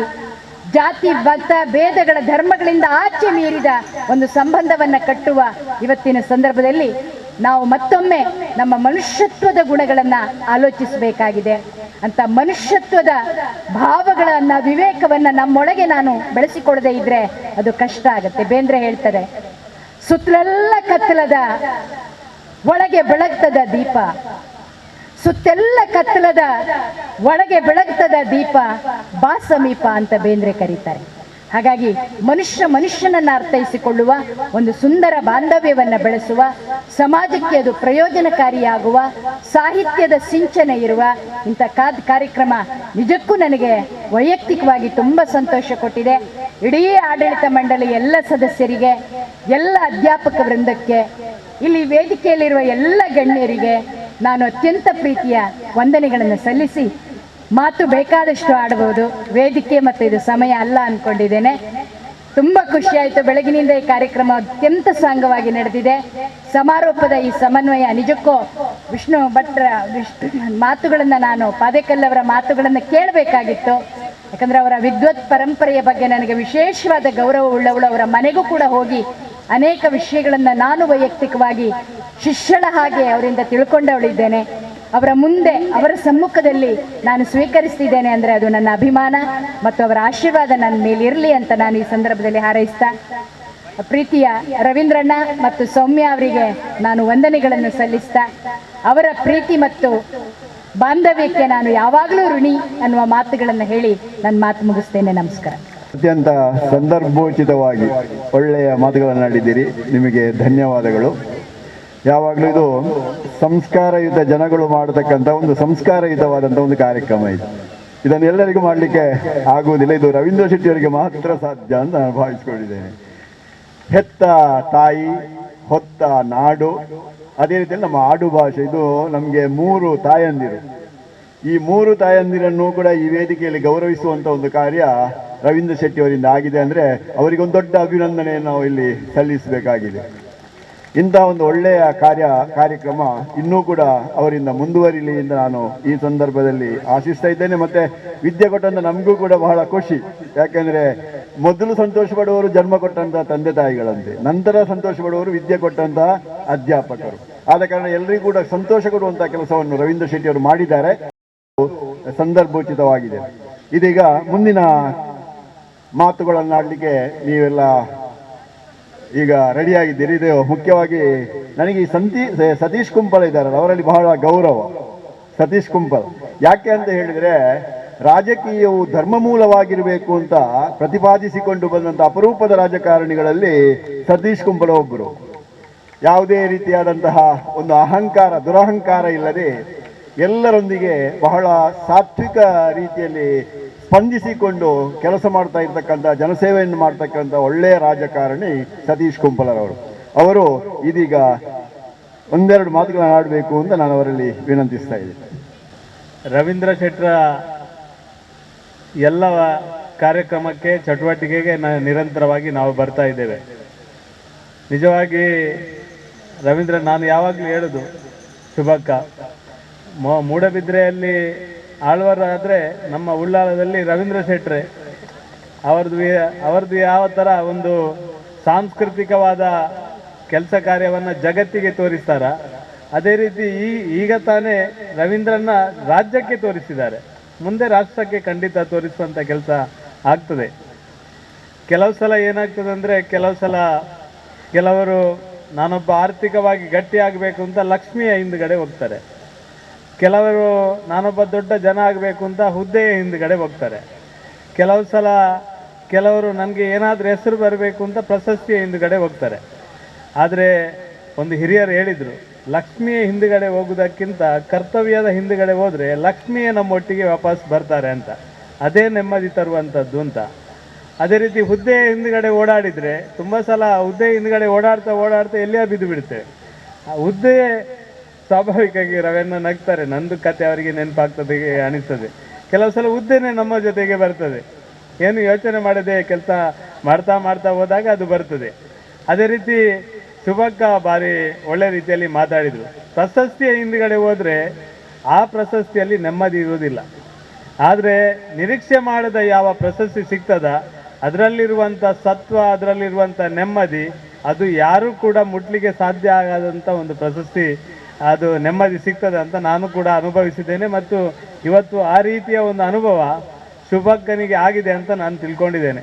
ಯಾಕೆಂದರೆ ರವಿಯನ್ನ ಕೊಡುವಂಥ ರವೀಂದ್ರ ಶೆಟ್ಟಿ ಮತ್ತು ಸೌಮ್ಯಕ್ಕ ಕೊಡುವಂಥ ಪ್ರಶಸ್ತಿ ಅದು ತುಂಬ ಕಷ್ಟ ಮತ್ತು ಬಡತನ ಮತ್ತು ಕಷ್ಟ ಮತ್ತು ಈ ರೀತಿಯ ಒಂದು ಊರಲ್ಲಿ ಈ ರೀತಿಯ ಒಂದು ಸಾರ್ವಜನಿಕವಾಗಿ ಶೈಕ್ಷಣಿಕ ಸಂಸ್ಥೆಯನ್ನು ನಡೆಸುವುದರ ಜೊತೆಗೆ ಸಾಂಸ್ಕೃತಿಕವಾದ ಕೆಲಸ ಕಾರ್ಯಗಳನ್ನು ಮಾಡುವ ಸಂದರ್ಭದಲ್ಲಿ ಈ ರೀತಿಯ ಒಂದು ಪ್ರಶಸ್ತಿಯನ್ನು ಕೊಡಬೇಕು ಅಂತ ಯೋಚನೆ ಮಾಡಿರುವಂಥ ಅದ್ಭುತವಾದ ಯೋಚನೆಯ ಒಂದು ಪ್ರಶಸ್ತಿ ಶುಭಕ್ಕ ನಿಮಗೆ ಇವತ್ತು ಈ ರತ್ನೋತ್ಸವದಲ್ಲಿ ಕೊಟ್ಟಿದ್ದಾರೆ. ಅದಕ್ಕೆ ಇಡೀ ಉಳ್ಳಾಲದ ಜನತೆಯ ಪರವಾಗಿ ನಿಮಗೆ ಅಭಿನಂದನೆಯನ್ನು ಈ ಸಂದರ್ಭದಲ್ಲಿ ಸಲ್ಲಿಸಲಿಕ್ಕೆ ಇಚ್ಛೆ ಪಡ್ತೇನೆ. ರವೀಂದ್ರ ಶೆಟ್ಟರು ಈ ಸಂಸ್ಥೆಯನ್ನು ಹೇಗೆ ನಡೆಸ್ತಾರೆ ಅಂತ ಅವರಿಗೆ ಗೊತ್ತು. ಯಾಕೆಂದರೆ ನಮಗೆ ಮನೆಯಲ್ಲಿದ್ದ 2 ಮಕ್ಕಳನ್ನು ನೋಡಲಿಕ್ಕೆ ಸರಿಯಾಗಿ ಕೆಲವು ಸಲ ಆಗೋದಿಲ್ಲ. ಆದರೆ ಇಡೀ ಶಿಕ್ಷಕರು, ನನ್ನ ಹೆಂಡತಿ ಕೂಡ ಶಿಕ್ಷಕಿ ಆಗಿರುವಾಗ ನನಗೆ ಒಂದು ಸ್ವಲ್ಪ ಗೊತ್ತುಂಟು. ಇಡೀ ಶಿಕ್ಷಣ ವ್ಯವಸ್ಥೆಯನ್ನು ಯಾವ ರೀತಿ ತಗೊಂಡು ಹೋಗಬೇಕು, ಅದರಲ್ಲಿರುವಂಥ ಕಷ್ಟ ಏನು, ಅದರಲ್ಲಿರುವಂಥ ವ್ಯಥೆ ಏನು, ಅದೆಲ್ಲ ಕೇಳಿದರೆ ಮೋಹನ್ ದಾಸ್ ಶೆಟ್ಟರಿಗೆ ಮತ್ತು ಸೌಮ್ಯಕ್ಕನಿಗೆ ರವೀಂದ್ರ ಶೆಟ್ಟರಿಗೆ ಗೊತ್ತಿರೋದು. ನೋಡಲಿಕ್ಕೆ ಖುಷಿ ಆಗಿರ್ತದೆ. ನೀವು ಹೇಳಿದಾಗೆ ಈ ಕಾರ್ಯಕ್ರಮ ನೋಡುವಾಗ ಹೇಗೆ ಮಾಡ್ತಾರಾ, ಇವ್ರದ್ದು ಏನು ಮಾಡ್ತಾರಾ, ಯಾವ ರೀತಿ ಇದನ್ನು ತಗೊಂಡು ಹೋಗಬೇಕು, ಈ ಎಲ್ಲ ಆಲೋಚನೆಯನ್ನು ಮಾಡಿದರೆ ನಮಗೆ ಸಾಕಾಗೋದಿಲ್ಲ. ಅದನ್ನು ಮಾಡಿ ತೋರಿಸುವಂಥ ಛಲಗಾರ ರವೀಂದ್ರ ಶೆಟ್ಟಿ ಉಳಿದಟ್ಟು. ಈ ಭಾಗದಲ್ಲಿ ಯಾವುದೇ ಸಾಂಸ್ಕೃತಿಕ, ಧಾರ್ಮಿಕ, ಸಾಮಾಜಿಕ ಕೆಲಸ ಇರ್ಬೋದು, ಜೊತೆಗೆ ರಾಜಕೀಯ ಕ್ಷೇತ್ರದಲ್ಲಿ ಕೂಡ ಕೆಲಸ ಮಾಡುವವರು ರವೀಂದ್ರ ಶೆಟ್ಟರು. ನಾನು ಯಾವಾಗಲೂ ಅವ್ರಿಗೆ ಹೇಳೋದುಂಟು, ಒಂದಲ್ಲ ಒಂದು ದಿನ ರವಿಯನ್ನ ರಾಜಕೀಯದಲ್ಲಿ ಕೂಡ ಒಂದಲ್ಲ ಒಂದು ದಿನ ನೀವು ಎತ್ತರದ ಸ್ಥಾನಕ್ಕೆ ಏರ್ತೀರಿ ಅಂತ ನಾನು ತುಂಬ ಸಲ ಹೇಳಿದ್ದೆ. ನನ್ನ ವೈಯಕ್ತಿಕವಾಗಿ ನನಗೂ ಅವರ ಮೇಲೆ ಒಂದು ರೀತಿಯ ಅಭಿಮಾನ, ಒಂದು ಖಂಡಿತ ಆ ಸ್ಥಾನಕ್ಕೆ ಕೆಲಸ ಮಾಡ್ತಾ ಒಂದು ದಿನ ಆ ಸ್ಥಾನಕ್ಕೆ ಖಂಡಿತ ಏರುತ್ತೇವೆ. ಅದು ಭಗವಂತನ ಕೃಪೆ ಖಂಡಿತವಾಗಿ ನಮ್ಮಂಥವರ ಮೇಲೆ ಖಂಡಿತ ಇದ್ದೇ ಇರುತ್ತದೆ. ಒಟ್ಟು ಈ ರೀತಿಯ ಒಂದು ಸಾಂಸ್ಕೃತಿಕವಾದ ಉತ್ಸವವನ್ನು ಆಚರಣೆ ಮಾಡೋದ್ರ ಮುಖಾಂತರ ವಿಶೇಷವಾಗಿ ತಂದೆ ತಾಯಿಗೆ ಗೌರವ ಹೇಗೆ ಕೊಡಬೇಕು ಅಂತ ಸಮಾಜದಲ್ಲಿ ಯಾರ ಹತ್ರ ಅದು ತಿಳ್ಕೊಳ್ಬೇಕಿದ್ರೆ ಈ ಮೋಹನ್ ದಾಸ್ ಶೆಟ್ಟರ್ ಹತ್ರ ಮತ್ತು ರವೀಂದ್ರ ಶೆಟ್ಟರ್ ಹತ್ರ ಕಲಿಬೇಕು. ಅವರ ತಂದೆ ತಾಯಿಗೆ ಯಾವಾಗ ಗೌರವ ಕೊಡ್ತಾರೆ, ಯಾವಾಗ ಗುರು ಹಿರಿಯರಿಗೆ ಯಾವಾಗ ಗೌರವ ಕೊಡ್ತೇವೆ, ಆವಾಗ ಖಂಡಿತ ಸಮಾಜದಲ್ಲಿ ನಾವು ಕೆಳಗೆ ಬೀಳುವುದಿಲ್ಲ ಮತ್ತು ಸಮಾಜದಲ್ಲಿ ನಾವು ಕೂಡ ಮುಂದೆ ಹೋಗಲಿಕ್ಕೆ ನಮಗೆ ಒಳ್ಳೆಯ ಕೃಪಾಶೀರ್ವಾದ ತಂದೆ ತಾಯಿ ಮತ್ತು ಗುರುಗಳದ್ದು ಖಂಡಿತ ಯಾವತ್ತೂ ಇರುತ್ತದೆ. ಈ ರೀತಿಯ ಒಂದು ಆಶೀರ್ವಾದವನ್ನು ಖಂಡಿತ ರವೀಂದ್ರ ಶೆಟ್ಟಿ ಉಳಿದೊಟ್ಟು ಮತ್ತು ಅವರ ಕುಟುಂಬ ಪಡ್ಕೊಂಡಿದೆ. ಇವತ್ತಿನವರೆಗೆ ತಂದೆ ತಾಯಿಯನ್ನು ತಂದು ವೇದಿಕೆಯಲ್ಲಿ ಕೂತ್ಕೊಳ್ಳಿಸಿ ಅವರಿಗೆ ಎಷ್ಟು ಖುಷಿ ಆಗ್ಬೋದು, ನನ್ನ ಮಗ ಸಣ್ಣದಿರುವಾಗ ಈ ಥರ ಇದ್ದ, ಈ ದೊಡ್ಡದಾದಾಗ ಈ ನನ್ನ ಮಗ ಯಾವ ಥರ ಆಗಿದ್ದಾನೆ, ನಿಜವಾಗಿ ಖುಷಿ. ನನ್ನ ಮಗ ಆದರೂ ಹಾಗೆ, ನಮ್ಮ ಮಕ್ಕಳಾದರೂ ಹಾಗೆ, ಆ ಥರ ಬೆಳೆದ್ರೆ ನಮಗೆ ಖುಷಿ ಆಗೋದು, ಆ ಥರ ಇದ್ದರೆ ನಮಗೆ ಖುಷಿ ಆಗೋದು. ಅದು ನಿಜವಾಗಿ ಅವರ ಪುಣ್ಯ. ನಾನು ಇನ್ನೊಂದು ಹೇಳ್ತೇನೆ, ಈ ಶಾಲೆಯಲ್ಲಿ ಕಲೀಲಿಕ್ಕೆ ಬರುವಂಥ ಮಕ್ಕಳದ್ದು ಕೂಡ ಪುಣ್ಯ. ಬೇರೆ ಶಾಲೆ, ಎಲ್ಲ ಶಾಲೆ ನಮಗೆ ಸಹ ಒಂದು ಸ್ವಲ್ಪ ಗೊತ್ತು, ನಾನು ಜಿಲ್ಲಾ ಪಂಚಾಯತಲ್ಲಿ ಇದ್ದೆ, ಬೇರೆ ಶಾಲೆ ನೋಡಿದ್ದೇನೆ. ಆದರೆ ಈ ಶಾಲೆಯಲ್ಲಿ ಎಲ್ಲವೂ ಉಂಟು, ಆಟದ ಜೊತೆಗೆ ಪಠ್ಯೇತರ ಚಟುವಟಿಕೆ ಎಲ್ಲವೂ ಉಂಟು, ಎಲ್ಲವೂ ಸಿಗ್ತದೆ. ಅದು ಸಿಗಬೇಕಾದ್ರೆ ನಮ್ಮ ಮಕ್ಕಳದ್ದು ಕೂಡ ಪುಣ್ಯ, ಈ ಒಂದು ಶಾಲೆಯಲ್ಲಿ ಬರುವಂಥ ಪುಣ್ಯ ಸಿಕ್ಕಿದೆ. ಒಟ್ಟು ಈ ಕಾರ್ಯಕ್ರಮವನ್ನು ಅತ್ಯಂತ ಯಶಸ್ವಿಯಾಗಿ ವರ್ಷಂಪ್ರತಿ ನಡೆಸುವಂಥ ಸಂದರ್ಭದಲ್ಲಿ ಒಂದೇ ಚಿಂತೆ ಇರುವಂಥದ್ದು, ರವೀಂದ್ರನ್ ನನಗೆ ಒಂದು ಸರಿಯಾದ ಗ್ರೌಂಡು, ಸರಿಯಾದ ಜಾಗ, ಸರಿಯಾದ ವ್ಯವಸ್ಥೆ ಬೇಕು ಅಂತ ಆವಾಗ ಹೆಚ್ಚಿನ ಅಂಶ ಮನಸ್ಸಲ್ಲಿ ಬರ್ತಾ ಇರ್ತದೆ. ನಿಮ್ಮ ತಂದೆ ತಾಯಿಯವರ ಆಶೀರ್ವಾದದಿಂದ ಖಂಡಿತ ನಿಮಗೆ ಮುಂದಿನ ದಿನಗಳಲ್ಲಿ ಮನಸ್ಸು ಮಾಡಿದರೆ ಯಾವತ್ತ ರವಿ ನನಗೆ ಸಿಗ್ಬೋದಿತ್ತು, ದೊಡ್ಡ ಗ್ರೌಂಡ್ ಸಿಗ್ಬೋದಿತ್ತು, ದೊಡ್ಡ ಜಾಗ ಸಿಗ್ಬೋದಿತ್ತು. ಯಾವಾಗ ದೇವರ ಕೃಪೆ ಬರಬೇಕು ಆವಾಗ ಖಂಡಿತ ಬಂದೇ ಬರ್ತದೆ, ಅದು ಹಾಗೇ ಆಗ್ತದೆ. ಮುಂದಿನ ದಿನಗಳಲ್ಲಿ ಅದೆಲ್ಲ ಆಗಲಿ ಅಂತ ದೇವರಲ್ಲಿ ಪ್ರಾರ್ಥನೆಯನ್ನು ಮಾಡಿ ನಿಮ್ಮ ಕೆಲಸ ಕಾರ್ಯ ಅತ್ಯಂತ ಯಶಸ್ವಿಯಾಗಿ ನಡೆಯಲಿ ಅಂತ ಶ್ರೀಕೃಷ್ಣ ಪರಮಾತ್ಮನಲ್ಲಿ ಭಕ್ತಿಯಿಂದ ಪ್ರಾರ್ಥನೆಯನ್ನು ಮಾಡಿ ನನ್ನ ಮಾತನ್ನು ನಿಲ್ಲಿಸ್ತೇನೆ. ಜೈ ಹಿಂದ್, ಜೈ ಕರ್ನಾಟಕ. ಇದೀಗ ಸತೀಶ್ ಕುಂಪಲ್ ಅವರು ಒಳ್ಳೆಯ ಮಾತುಗಳನ್ನು ಆಡಿದ್ದಾರೆ. ಯಾಕೆಂತಂದರೆ ಗುರು ಹಿರಿಯರನ್ನು ಜನ್ಮ ಕೊಟ್ಟಂಥ ತಂದೆ ತಾಯಿಗಳನ್ನು ಯಾರು ಗೌರವಿಸ್ತಾರೋ ಅವರಿಗೆ ದೈವಾನುಗ್ರಹ ಯಾವಾಗಲೂ ಇರ್ತದೆ ಅನ್ನುವಂಥದ್ದು ಬಹಳ ಒಳ್ಳೆಯ ಮಾತದು. ಇಂತಹ ದೈವಾನುಗ್ರಹವನ್ನು ಯಾವಾಗಲೂ ರವೀಂದ್ರ ಶೆಟ್ಟಿಯವರು ಮತ್ತು ಸೌಮ್ಯ ಆರ್ ಶೆಟ್ಟಿಯವರು ಪಡೀತಾರೆ ಎನ್ನುವಂತಹ ಒಂದು ಮಾತಿನೊಂದಿಗೆ ಇದೀಗ ಮೊದಲ ವಿದ್ಯಾರತ್ನ ಪ್ರಶಸ್ತಿಯನ್ನು ಪಡೆದವರು ಭಾಸ್ಕರ್ ರೈ ಕುಕ್ಕುವಳ್ಳಿಯವರು. ಅವರು ಇಂದಿನ ಈ ಕಾಲಘಟ್ಟದಲ್ಲಿ ಒಳ್ಳೆಯ ಯಕ್ಷಗಾನ ಕಲಾವಿದರು, ಒಳ್ಳೆಯ ಕಾರ್ಯಕ್ರಮ ನಿರ್ವಾಹಕರು, ಒಳ್ಳೆಯ ವಾಗ್ಮಿಗಳು, ಚಿಂತಕರು, ವಿಮರ್ಶಕರಾಗಿದ್ದು ನಮ್ಮೊಂದಿಗೆ ಇರತಕ್ಕಂಥವರು. ಯಕ್ಷಗಾನ ಕ್ಷೇತ್ರದಲ್ಲಿ ಅದ್ವಿತೀಯವಾದಂತಹ ಒಂದು ಸೇವೆಯನ್ನು ಮಾಡ್ತಾ ಇರತಕ್ಕಂತಹ ಭಾಸ್ಕರ್ ರೈ ಕುಕ್ಕುವಳ್ಳಿಯವರು ಒಂದೆರಡು ಮಾತುಗಳೊಂದಿಗೆ ಶುಭ ಸಂಶಯನೆಯನ್ನು ಮಾಡಬೇಕು ಅಂತ ಅವರಲ್ಲಿ ವಿನಂತಿಸ್ತಾ ಇದೆ. ಬಹುಶಃ ವರ್ಷ ಹೇಗೆ ಹೋಗ್ತದೆ ನೋಡಿ. 12 ವರ್ಷ ಕಳೆದು 13ನೇ ವರ್ಷಕ್ಕೆ ಪದಾರ್ಪಣೆ ಮಾಡಿದೆ ರತ್ನೋತ್ಸವ. ಈ ವಿದ್ಯಾಸಂಸ್ಥೆ ಇದೀಗ ತನ್ನ ಬೆಳ್ಳಿ ಹಬ್ಬವನ್ನು ಕೂಡ ಆಚರಿಸುವಂಥ ಒಂದು ಸಂಭ್ರಮದಲ್ಲಿ ಇದೆ. ಈ ಸಂದರ್ಭದಲ್ಲಿ ಸಾಮಾನ್ಯವಾಗಿ ತಮಗೆಲ್ಲ ಗೊತ್ತಿದೆ, ಇವತ್ತು ಆಂಗ್ಲ ಮಾಧ್ಯಮ ಶಾಲೆಗಳು ಒಂದು ರೀತಿಯ ವ್ಯಾಪಾರಿ ಕೇಂದ್ರಗಳ ಹಾಗೆ. ಒಬ್ಬೊಬ್ಬ ರಾಜಕಾರಣಿಯ ಕೈಯಲ್ಲಿ ಒಂದಷ್ಟು ವಿದ್ಯಾಸಂಸ್ಥೆಗಳು, ಅಥವಾ ಯಾರೋ ಒಬ್ಬ ಉದ್ಯಮಿಯ ಕೈಯಲ್ಲಿ ಒಂದಷ್ಟು ಶಾಲೆಗಳು ಇರುವುದನ್ನು ನಾವು ನೋಡುತ್ತೇವೆ. ಅಲ್ಲಿ ನಡೆಯುವುದು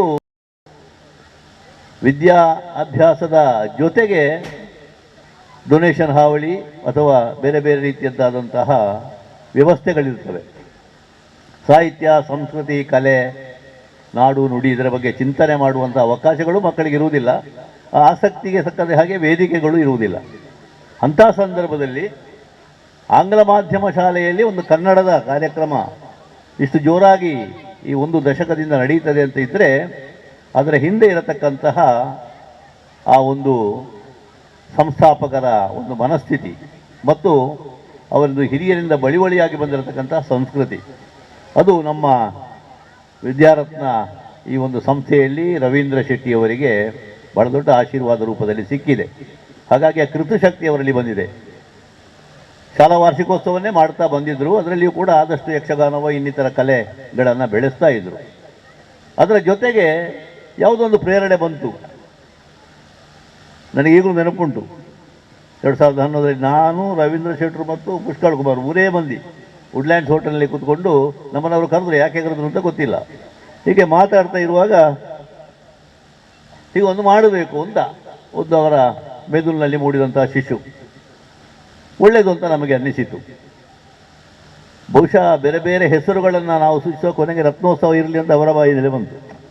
ಮತ್ತು ಅದೊಂದು ಟ್ಯಾಗ್ ಲೈನ್ ಬೇಕಿತ್ತು ಅವರಿಗೆ. ಅದಕ್ಕೆ ನಾನು ಸೇರಿಸಿದ್ದು ನಾಡು ನುಡಿ ವೈಭವದ ರತ್ನೋತ್ಸವ ಅಂತ, ಕರ್ನಾಟಕದ ರಾಜ್ಯ ಮಟ್ಟದ್ದು ಅಂತ. ಸಾಮಾನ್ಯವಾಗಿ ತಾವೆಲ್ಲ ಗಮನಿಸ್ತಾ ಇದ್ದೀರಿ, ಇವತ್ತು ಸಾಹಿತ್ಯ, ಸಂಸ್ಕೃತಿ ಇದೆಲ್ಲವೂ ಕೂಡ ಒಂದು ಅಧಿಕಾರಶಾಹಿಯ ಒಂದು ಹಿಡಿತದೊಳಗೆ ನಲುಗಿ ಹೋಗ್ತಾ ಇದೆ. ನಮಗೆ ಸರ್ಕಾರಿ ಪ್ರಾಯೋಜಿತವಾದಂಥ ಸಮ್ಮೇಳನಗಳು ನೋಡುವಾಗ ಗೊತ್ತಾಗ್ತದೆ.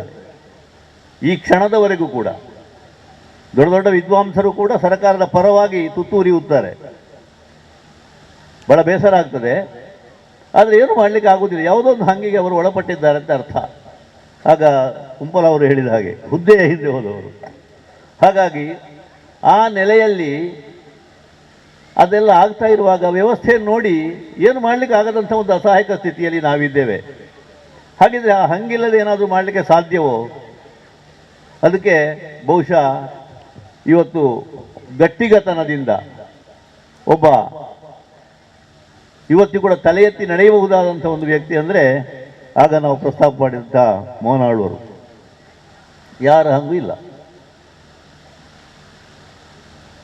ಸಮ್ಮೇಳನ ಆಯಿತು, ಅಲ್ಲಿ ಅಖಿಲ ಭಾರತ ಸಾಹಿತ್ಯ ಸಮ್ಮೇಳನ ಆಯಿತು.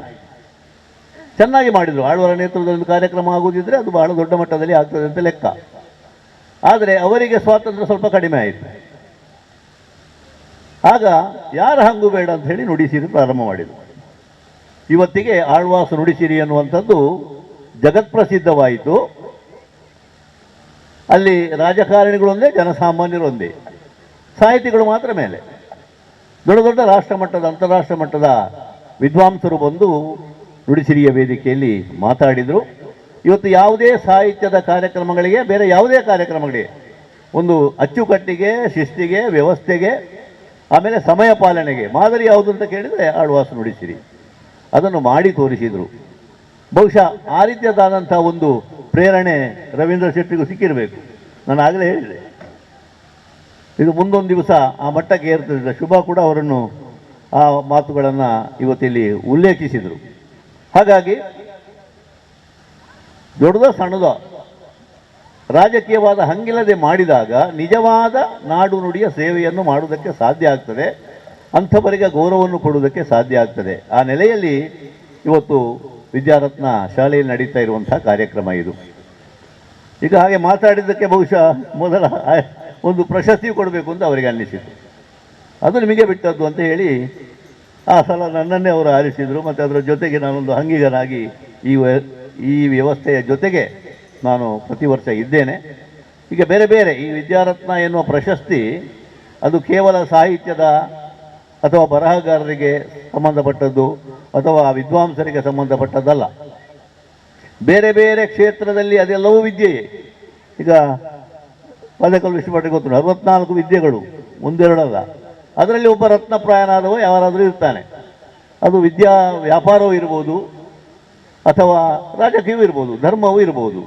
ಸಾಮಾಜಿಕವಾದ ಯಾವ ನೆಲೆಗಳಲ್ಲಿ ಇರತಕ್ಕಂಥ ಒಂದು ಸಾಧಕನನ್ನು ವಿದ್ಯಾರತ್ನ ಪ್ರಶಸ್ತಿ ಕೊಡುವುದಕ್ಕೆ ಗೌರವಿಸೋದಕ್ಕೆ ಸಾಧ್ಯ ಆಗ್ತದೆ.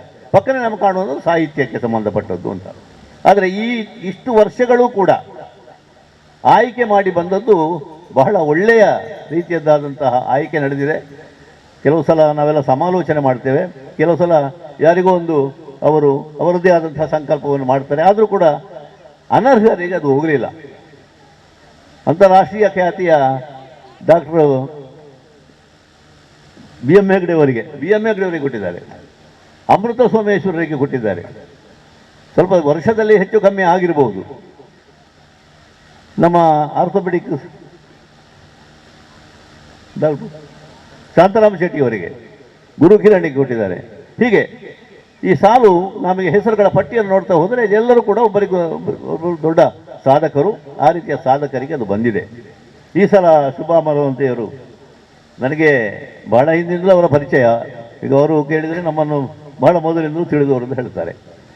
ಯಕ್ಷಗಾನದ ಕುಟುಂಬದಿಂದ ಬಂದವರು.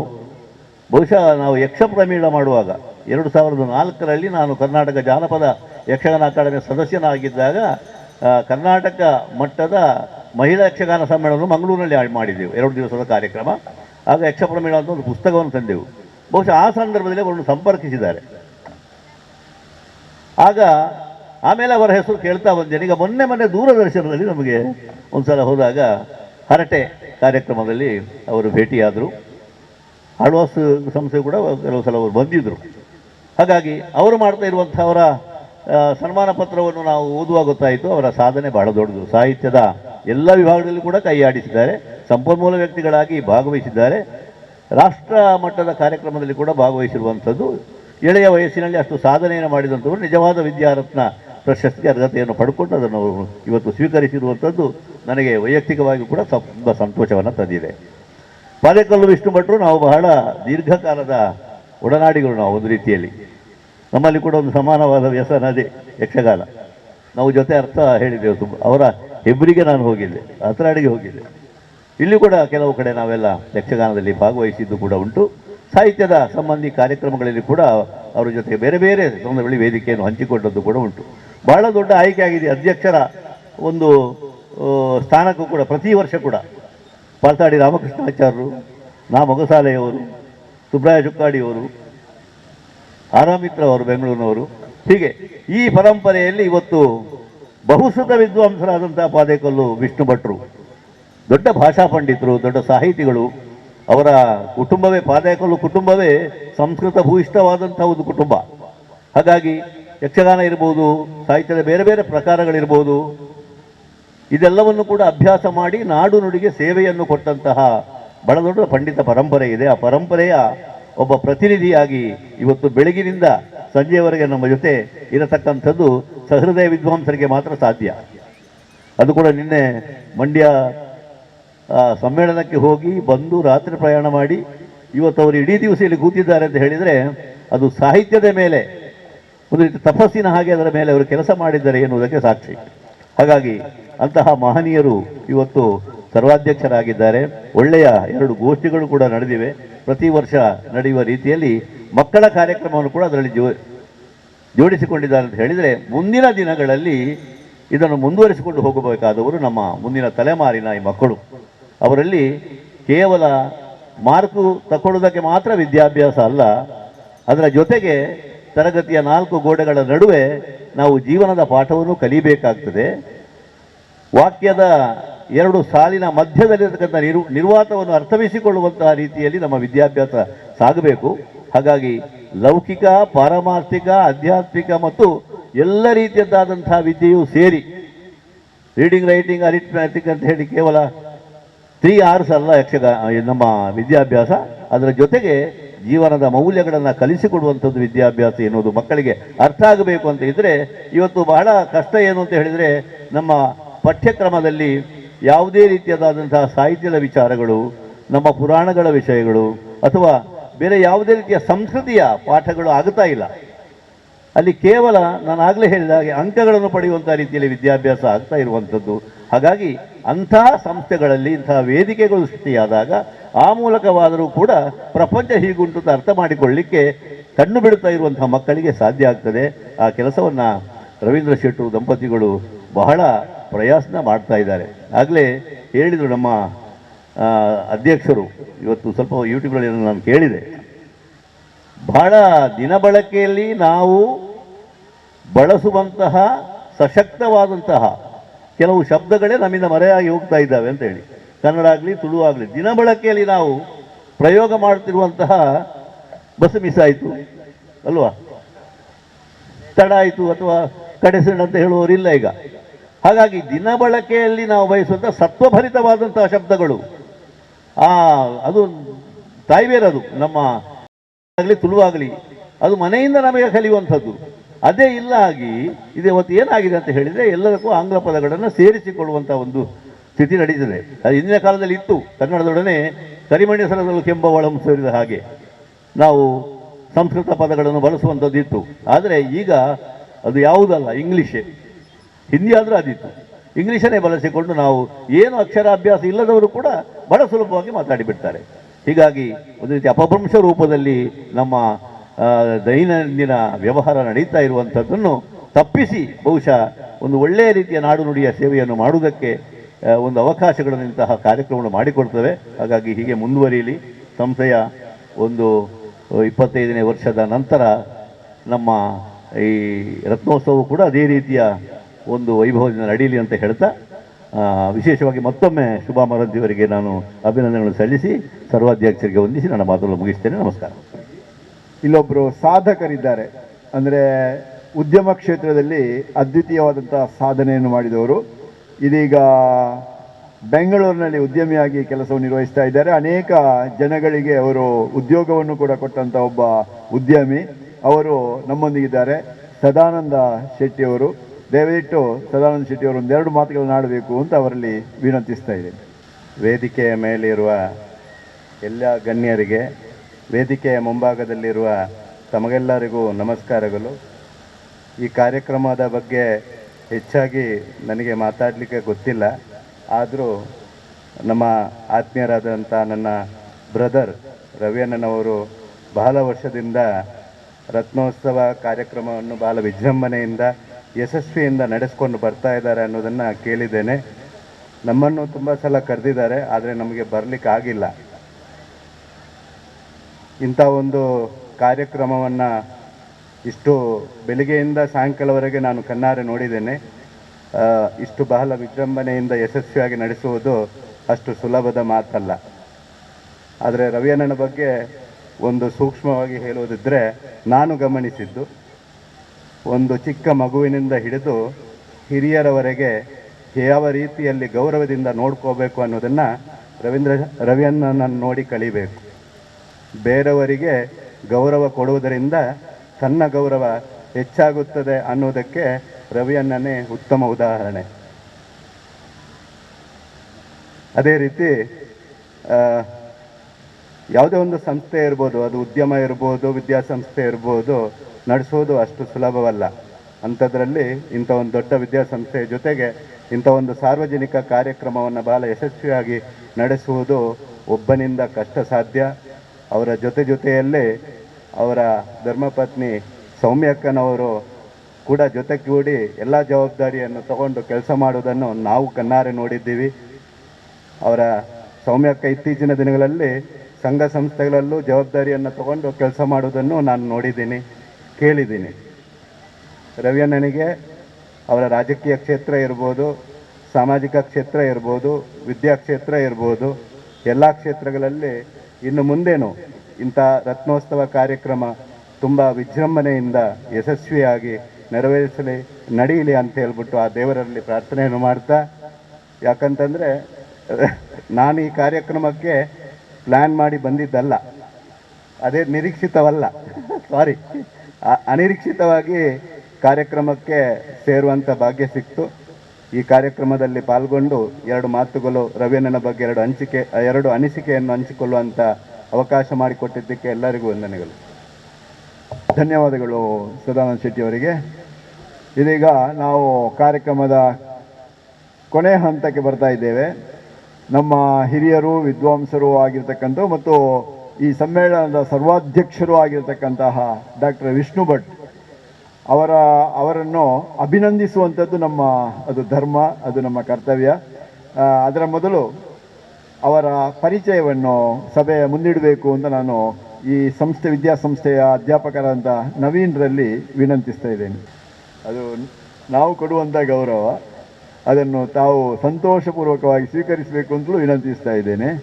ನೀವು ದಯವಿಟ್ಟು ನಿಮ್ಮ ಗೌರವದ ಪೀಠಕ್ಕೆ ಹೋಗಬೇಕು ಅಂತಲೂ ವಿನಂತಿಸ್ತಾ ಇದ್ದೇನೆ. ಇದೀಗ ಡಾಕ್ಟರ್ ಪಾದೇಕಲ್ಲು ವಿಷ್ಣು ಭಟ್ರ ಒಂದು ಪರಿಚಯವನ್ನು ಸಭೆಯ ಮುಂದಿಡಲಿಕ್ಕಿದ್ದಾರೆ ಈ ವಿದ್ಯಾಸಂಸ್ಥೆಯ ಅಧ್ಯಾಪಕರಾಗಿರ್ತಕ್ಕಂಥ ನವೀನ್ ರವರು. ಸೇರಿದಿರುವ ಎಲ್ಲರಿಗೂ ನಮನಗಳು.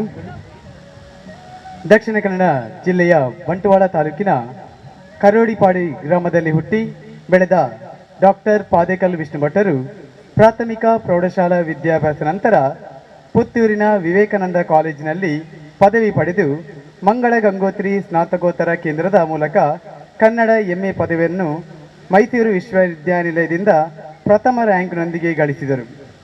ಭಾಗವತದ ಯಕ್ಷಗಾನದ ಪ್ರಸಂಗಗಳು ಎಂಬ ವಿಷಯದ ಮೇಲೆ ಅಧ್ಯಯನ ನಡೆಸಿ ಮಂಗಳೂರು ವಿಶ್ವವಿದ್ಯಾನಿಲಯದಿಂದ PhD ಪದವಿಯನ್ನು ಪಡೆದರು. ಕನ್ನಡ ಉಪನ್ಯಾಸಕರಾಗಿ, ಪ್ರಾಧ್ಯಾಪಕರಾಗಿ ಪುತ್ತೂರು ವಿವೇಕಾನಂದ ಕಾಲೇಜಿನಲ್ಲಿ ಮತ್ತು ಉಡುಪಿ ದಕ್ಷಿಣ ಕನ್ನಡ ಜಿಲ್ಲೆಗಳ ವಿವಿಧ ಸರ್ಕಾರಿ ಕಾಲೇಜುಗಳಲ್ಲಿ ಕಾರ್ಯನಿರ್ವಹಿಸಿದರು. ಹೆಬ್ರಿ, ಉಡುಪಿ, ಬೆಟ್ಟಂಪಾಡಿ, ಹಿರಿಯಡಕ ಕಾಲೇಜುಗಳಲ್ಲಿ ಹಲವು ವರ್ಷಗಳ ಕಾಲ ಪ್ರಾಂಶುಪಾಲರ ಹೊಣೆ ವಹಿಸಿದರು. ಉಡುಪಿ ಹಿರಿಯಡಕ ಕಾಲೇಜುಗಳ ಸ್ಥಾಪಕ ಪ್ರಾಂಶುಪಾಲರು. ಹಿರಿಯಡಕ ಕಾಲೇಜಿನಲ್ಲಿ ಪ್ರಾಂಶುಪಾಲರಾಗಿ ಕಾರ್ಯನಿರ್ವಹಿಸಿ 2016ರಲ್ಲಿ ನಿವೃತ್ತರಾಗಿದ್ದಾರೆ. ಉಡುಪಿ ಜಿಲ್ಲೆಯ ಅತ್ರಾಡಿಯಲ್ಲಿ ಪ್ರಸ್ತುತ ನೆಲೆಸಿದ್ದಾರೆ. ಪ್ರಸ್ತುತ ಗ್ರಂಥಾಧ್ಯಯನ ಮತ್ತು ಗ್ರಂಥ ಸಂಪಾದನೆಯ ಕ್ಷೇತ್ರದಲ್ಲಿ ಪ್ರವೃತ್ತರಾಗಿದ್ದಾರೆ. ಶ್ರೀಯುತರು ಒಟ್ಟು 21 ಸ್ವಂತ ರಚನೆಗಳು, 34 ಸಂಪಾದಿತ ಕೃತಿಗಳು ಹಾಗೂ 25 ಸಹ ಸಂಪಾದಿತ ಕೃತಿಗಳು ಪ್ರಕಟಗೊಂಡಿವೆ. ಉಡುಪಿಯ ತುಳು ನಿಘಂಟು ಯೋಜನೆಯಲ್ಲಿ ದುಡಿದ ಅನುಭವವಿರುವ ಇವರು ಖ್ಯಾತ ವಿದ್ವಾಂಸ ಸೇಡಿಯಾಪು ಕೃಷ್ಣ ಭಟ್ಟರಿಗೆ ಲಿಪಿಕಾರರಾಗಿ ಸಹಾಯಕರಾಗಿದ್ದುದಲ್ಲದೆ ಅವರ ಹಲವು ಪುಸ್ತಕಗಳನ್ನು ಟಿಪ್ಪಣಿಗಳೊಂದಿಗೆ ಸಂಪಾದಿಸಿದ್ದಾರೆ. ವಿಚಾರ ಪ್ರಪಂಚ, ಸೇಡಿಯಾಪು ಕೃಷ್ಣ ಭಟ್ಟರ ಛಂದಸ್ಸ ಸಂಪುಟ, ಶಬ್ದಾರ್ಥ ಶೋಧ ಇವುಗಳಲ್ಲಿ ಮುಖ್ಯವಾದವು. ಕನ್ನಡ, ತುಳು ಮತ್ತು ಯಕ್ಷಗಾನ ಸಾಹಿತ್ಯಕ್ಕೆ ಸಂಬಂಧಿಸಿದಂತೆ ಹಲವಾರು ಪುಸ್ತಕಗಳನ್ನು ಸಂಪಾದಿಸಿದ ಇವರ ಪ್ರಮುಖ ಕೃತಿಗಳು ಮಹಾಜನಪದ, ಭಾನುಮತಿಯ ನೆತ್ತಿ, ಪುರಾಣ ಲೋಕ, ಸಾಹಿತ್ಯ ಅಧ್ಯಯನ, ಯಕ್ಷಗಾನ ಅಧ್ಯಯನ, ವೈಷ್ಣವದೇವಿ ಸಂದರ್ಶನ ಮತ್ತು ಹಿರಿಯವರು, ಮಿತ್ತೂರಿನ ಬ್ರಹ್ಮಶ್ರೀ ಪುರೋಹಿತ ತಿಮ್ಮಯ್ಯ ಭಟ್ಟ ಸಂಪ್ರತಿಷ್ಠಾನದ ಚಟುವಟಿಕೆಗಳಲ್ಲಿ ಸಕ್ರಿಯರಾಗಿ ತೊಡಗಿಸಿಕೊಂಡ ವಿಷ್ಣು ಭಟ್ಟರು ಪ್ರತಿಷ್ಠಾನದ ಅನೇಕ ಕೃತಿಗಳನ್ನು ಸಂಪಾದಿಸಿದ್ದಾರೆ. ಇವರು ಮುದ್ದಣ್ಣನ ಬಗೆಗೆ ಬರೆದ ಕೃತಿಯನ್ನು ಡಾಕ್ಟರ್ NT ಭಟ್ಟರು ಇಂಗ್ಲಿಷಿಗೆ ಅನುವಾದಿಸಿದ್ದಾರೆ.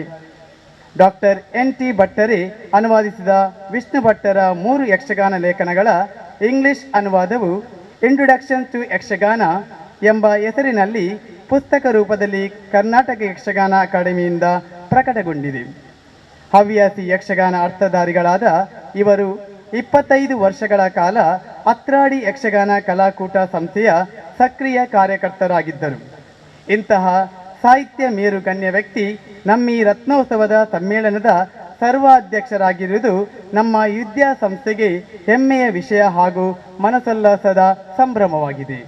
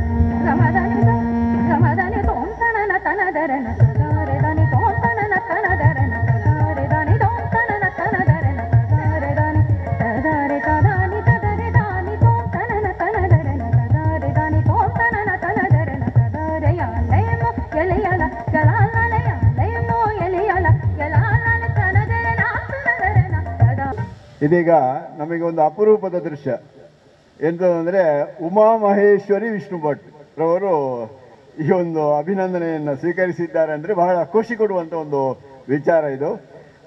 ಇದೀಗ ಸರ್ವಾಧ್ಯಕ್ಷರಾದಂಥ ವಿಷ್ಣು ಭಟ್ರು ಈ ಒಂದು ಸಮಾರಂಭವನ್ನು ಮುಖ್ಯ ಭಾಷಣಕಾರರಾಗಿ ಅಧ್ಯಕ್ಷೀಯ ಮಾತುಗಳಾಡಬೇಕು ಅಂತ ನಾನು ಅವರಲ್ಲಿ ವಿನಂತಿಸ್ತಾ ಇದ್ದೇನೆ. ಮೊನ್ನೆ ಅಲ್ಲ ನಿನ್ನೆ ಅಲ್ಲಿ ಸಾಹಿತ್ಯ ಸಮ್ಮೇಳನದಲ್ಲಿ ಒಂದು ಗೋಷ್ಠಿಯ ಅಧ್ಯಕ್ಷತೆಯಿಂದ ಮಾತಾಡಬೇಕಾಗಿತ್ತು.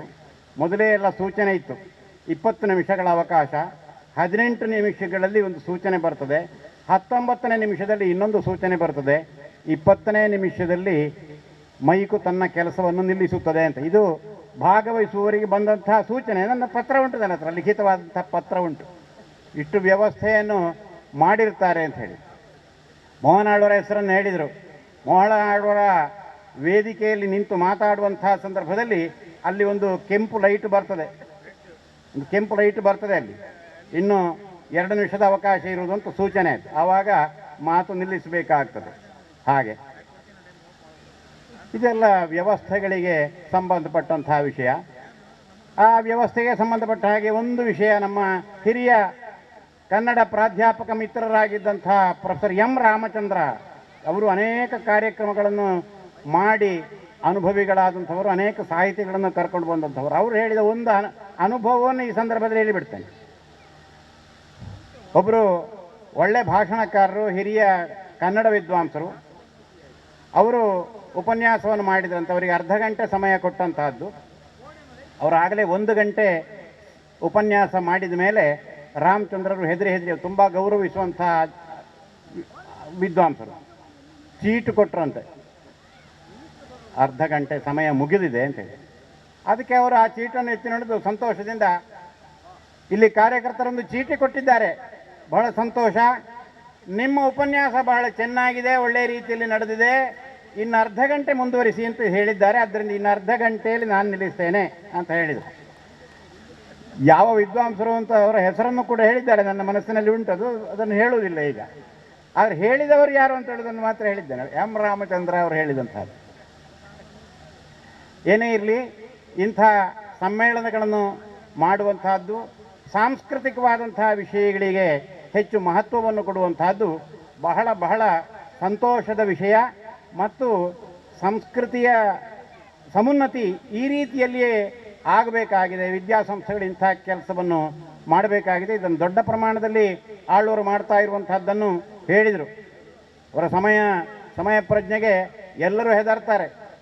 ಒಂದು ಸಲ ನಾನು ಹಿರಿಯಡ್ಕದಲ್ಲಿರುವಾಗ ಹಿರಿಯಡ್ಕ ಜೂನಿಯರ್ ಕಾಲೇಜಿನಲ್ಲಿ ಒಂದು ಜೂನಿಯರ್ ಕಾಲೇಜಿನ ವಾರ್ಷಿಕೋತ್ಸವದ ಕಾರ್ಯಕ್ರಮ. ಆವಾಗ ನಮ್ಮ ವಿನಯಕುಮಾರ್ ಸೊರಕೆಯವರು ಮಂತ್ರಿಗಳು. ವಿನಯಕುಮಾರ್ ಸೊರಕೆ ಅವರು ಉಡುಪಿಯಿಂದ ಈ ಕಾರ್ಯಕ್ರಮಕ್ಕೆ ಇಲ್ಲಿಗೆ ಹಿರಿಯಡ್ಕದಲ್ಲಿ ಆಗಿ ಮೂಡಬಿದ್ರೆಗೆ ಹೋಗುವಂಥವರು. ಅವರು ವೇದಿಕೆಗೆ ಬಂದು ಆ ಸಮಯದಲ್ಲಿ ಎಲ್ಲರಿಗೂ ನನ್ನ ಶುಭಾಶಯ, ನಾನು ಕೂಡಲೇ ಹೊರಡಬೇಕು, ಇಲ್ಲಿಂದ ಬೇರೆ ಕಾರ್ಯಕ್ರಮಕ್ಕೆ ಹೋಗಬೇಕಾಗಿದೆ ಎಂಬುದಾಗಿ ಹೇಳಿ ಮೈಕರಿಂದ ಮುಖ ತಿರುಗಿಸಿದ ಮೇಲೆ ಅಲ್ಲಿಯ ಪ್ರಿನ್ಸಿಪಾಲ್ರಲ್ಲಿ ಮತ್ತು ಅಲ್ಲಿದ್ದ ಹಿರಿಯರಲ್ಲಿ ಹೇಳಿದರು, ನಾನು ಮೋಹನ್ ಆಳ್ವರ ಕಾರ್ಯಕ್ರಮಕ್ಕೆ ಹೋಗುವುದು 1 ನಿಮಿಷವೂ ತಡ ಆಗಬಾರ್ದು ಅಲ್ಲಿ, ಆದ್ದರಿಂದ ನಾನು ಕೂಡಲೇ ಹೋಗಬೇಕು ಎಂಬುದಾಗಿ ಹೇಳಿ ಹೋದರು. ಅಂದರೆ ಮಂತ್ರಿಗಳ ಮೇಲೆ ಕೂಡ ಅವರು ಆ ಥರದ ಪರಿಣಾಮವನ್ನು ಮಾಡಿದ್ದಾರೆ ಅಂತ.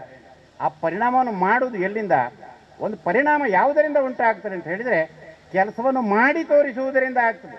ಬಾಯಿಯಲ್ಲಿ ಒಂದು ಹೇಳಿ ಆಚರಣೆಯಲ್ಲಿ ಒಂದಿದ್ದವನ ಮಾತು ಪರಿಣಾಮಕಾರಿ ಆಗುವುದಿಲ್ಲ. ಕೆಲಸ ಮಾಡಿದವನ ಮಾತನ್ನು ಗಮನಿಸ್ತಾರೆ, ಗೌರವಿಸ್ತಾರೆ.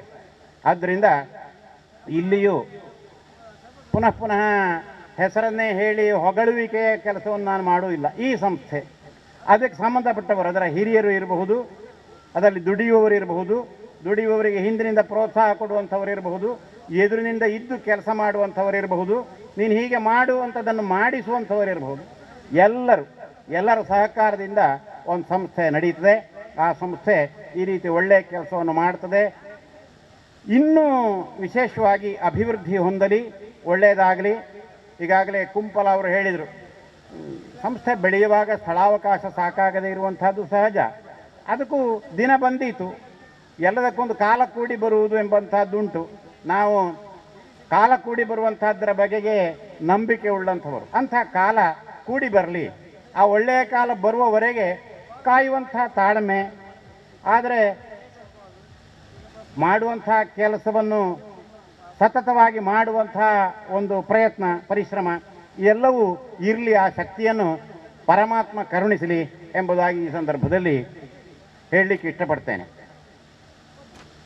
ಇನ್ನು ನಾನು ಹೇಳಬೇಕಾದಂಥದ್ದು, ಬೆಳಗಿನ ಗೋಷ್ಠಿಯ ಸಂದರ್ಭದಲ್ಲಿ ಕೆಲವು ಮಾತುಗಳನ್ನು ಹೇಳಿದ್ದೇನೆ. ಉದ್ಘಾಟನೆಯ ಸಂದರ್ಭದಲ್ಲಿ ಹೇಳಿದ್ದೇನೆ, ಗೋಷ್ಠಿಯ ಸಂದರ್ಭದಲ್ಲಿ 2 ಮಾತು ಹೇಳಿದ್ದೇನೆ. ಪುನಃ ಕವಿಗೋಷ್ಠಿಯ ಸಂದರ್ಭದಲ್ಲಿಯೂ ನಾನು ಸರ್ವಾಧ್ಯಕ್ಷ ಎಂಬ ನೆಲೆಯಲ್ಲಿ 4 ಮಾತುಗಳನ್ನು ಹೇಳಿದ್ದೇನೆ. ಇನ್ನೀಗ ಮೊನ್ನೆ ಅವರು ಹೇಳಿದರು, ನೀವೊಂದು ಉಪನ್ಯಾಸವನ್ನು ಬರೆದುಕೊಟ್ಟರೂ ಆಗಬಹುದು, ಒಂದು ಸ್ವಲ್ಪ ಬೇಕು, ನೀವು ಮಾತಾಡೋದು ಬೇಕಾದ್ದು ಮಾತನಾಡಿ ಅಂತ ಒಂದು ಹೇಳಿದರು. ಕೆಲವು ಮಾತುಗಳನ್ನು ಬರೆದುಕೊಟ್ಟಿದ್ದೇನೆ. ಅದರಲ್ಲಿ ಹೇಳಿದ ವಿಷಯ 1-2 ವಿಷಯಗಳನ್ನು ಮಾತ್ರ ಹೇಳ್ತೇನೆ. ಇಲ್ಲಿ ಪುನಃ ಬಂತು ಹಿರಿಯರನ್ನು ಗೌರವಿಸುವ ವಿಷಯದಲ್ಲಿ. ಆಗ ನಾನು ಹೇಳಿದೆ, ಹಿರಿಯರು ಎಷ್ಟೋ ಜನಕ್ಕೆ ಅವರವರ ತಂದೆಯ ಹೊರತು ಅದಕ್ಕಿಂತ ಹಿಂದಿನವರ ಹೆಸರೇ ನೆನಪಿರುವುದಿಲ್ಲ ಎಂಬ ಮಾತನ್ನು ಆಗ ನಾನು ಹೇಳಿದೆ. ಹಿರಿಯರನ್ನು ಗೌರವಿಸಬೇಕು ಎಂಬುದಾಗಿ ಇಲ್ಲಿ ನಾವು ಮಾತ್ರ ಹೇಳ್ತಾ ಇರುವುದಲ್ಲ, ನಮ್ಮ ನೆಲದ ಸಂಸ್ಕೃತಿ ಅದು.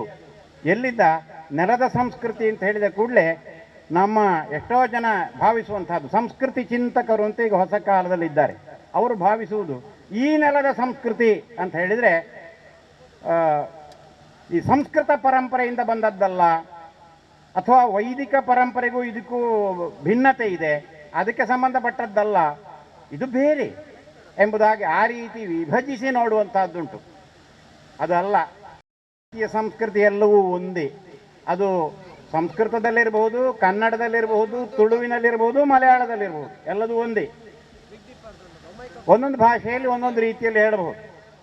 ಸಂಸ್ಕೃತದಲ್ಲಿ ಅಂಬ ಅಂತ ಹೇಳಬಹುದು, ತುಳುವಿನಲ್ಲಿ ಅಪ್ಪೆ ಅಪ್ಪ ಅಂತ ಹೇಳಬಹುದು, ಕನ್ನಡದಲ್ಲಿ ಅಮ್ಮ ಅಂತ ಹೇಳಬಹುದು, ನಮ್ಮ ಭಾಷೆಯಲ್ಲಿ ಅಬ್ಬೆ ಅಂತ ಹೇಳ್ಬೋದು, ಹಳಗನ್ನಡದಲ್ಲೂ ಇದೆ. ಅದು ಎಲ್ಲ ಒಂದೇ, ತಾಯಿಯನ್ನೇ ಹೇಳುವಂತಹದ್ದು. ಆದ್ದರಿಂದ ಎಲ್ಲ ಸಾಂಸ್ಕೃತಿಕ ವಿಷಯಗಳು ನಮ್ಮ ಅಖಿಲ ಭಾರತಕ್ಕೆ ಸಂಬಂಧಪಟ್ಟಂಥವು. ವೇದಗಳಲ್ಲಿ ಎಲ್ಲ ವಿದ್ಯಾಭ್ಯಾಸ ಮಾಡಿ ಗುರುಕುಲದಿಂದ ಹೊರಗೆ ಹೋಗುವಂತಹ ವಿದ್ಯಾರ್ಥಿಗಳಿಗೆ ಮಾಡುವಂತಹ ಉಪದೇಶಗಳನ್ನು ಹೇಳಿದೆ. ಬಹಳ ಸರಳವಾಗಿ ಇವೆ ಆ ವಿಷಯಗಳು. ನಾವು ನಿತ್ಯ ಬಳಕೆಯಲ್ಲಿ ಆಗಾಗ ಉಪನ್ಯಾಸಗಳಲ್ಲಿ ಸಂಸ್ಕೃತಿ ವಿಷಯ ಮಾತಾಡುವಾಗ ಹೇಳುವಂಥ ಎಷ್ಟೋ ಮಾತುಗಳು ಅಲ್ಲಿಯವು. ಆದ್ದರಿಂದ ವೇದ ಹೇಳಿದ್ದನ್ನೇ ನಾವು ಹೇಳೋದು, ಅದನ್ನೇ ಕನ್ನಡದಲ್ಲಿ ಹೇಳೋದು, ಅದನ್ನೇ ತುಳುವಿನಲ್ಲಿ ಹೇಳೋದು ಇಂಥ ಮಾತುಗಳನ್ನು. ಈಗ ನಮ್ಮ ಮಾಸ್ಟರ್ ಹೇಳಿದರು, ಹಿರಿಯರನ್ನು ಗೌರವಿಸುವುದು ಅಂತ ಹೇಳೋ ವಿಷಯವನ್ನು ಅವರು ಹೇಳಿದರು, ಆಗಲೇ ಬಂದಿದೆ ಅದು. ಅಲ್ಲಿ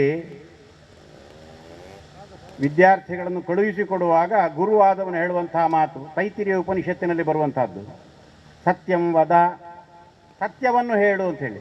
ಈ ಸತ್ಯವನ್ನು ಹೇಳಬೇಕು ಅಂತ ಪ್ರತಿ ತಂದೆ ತಾಯಿ ಮಕ್ಕಳಿಗೆ ಹೇಳಿಕೊಡ್ತಾರೆ, ಅದು ವೇದದಲ್ಲಿದೆ, ಅದೇ ಮಾತು, ಅದನ್ನೇ ಹೇಳುವುದು. ಧರ್ಮಂ ಚರ, ಧರ್ಮ ಮಾರ್ಗದಲ್ಲಿ ನಡೆ. ಯಾವುದು ಧರ್ಮ ಅಂತ ಹೇಳೋದನ್ನು ಆಲೋಚನೆ ಮಾಡಬೇಕು. ಧರ್ಮ ಮಾರ್ಗದಲ್ಲಿ ನಡೆ.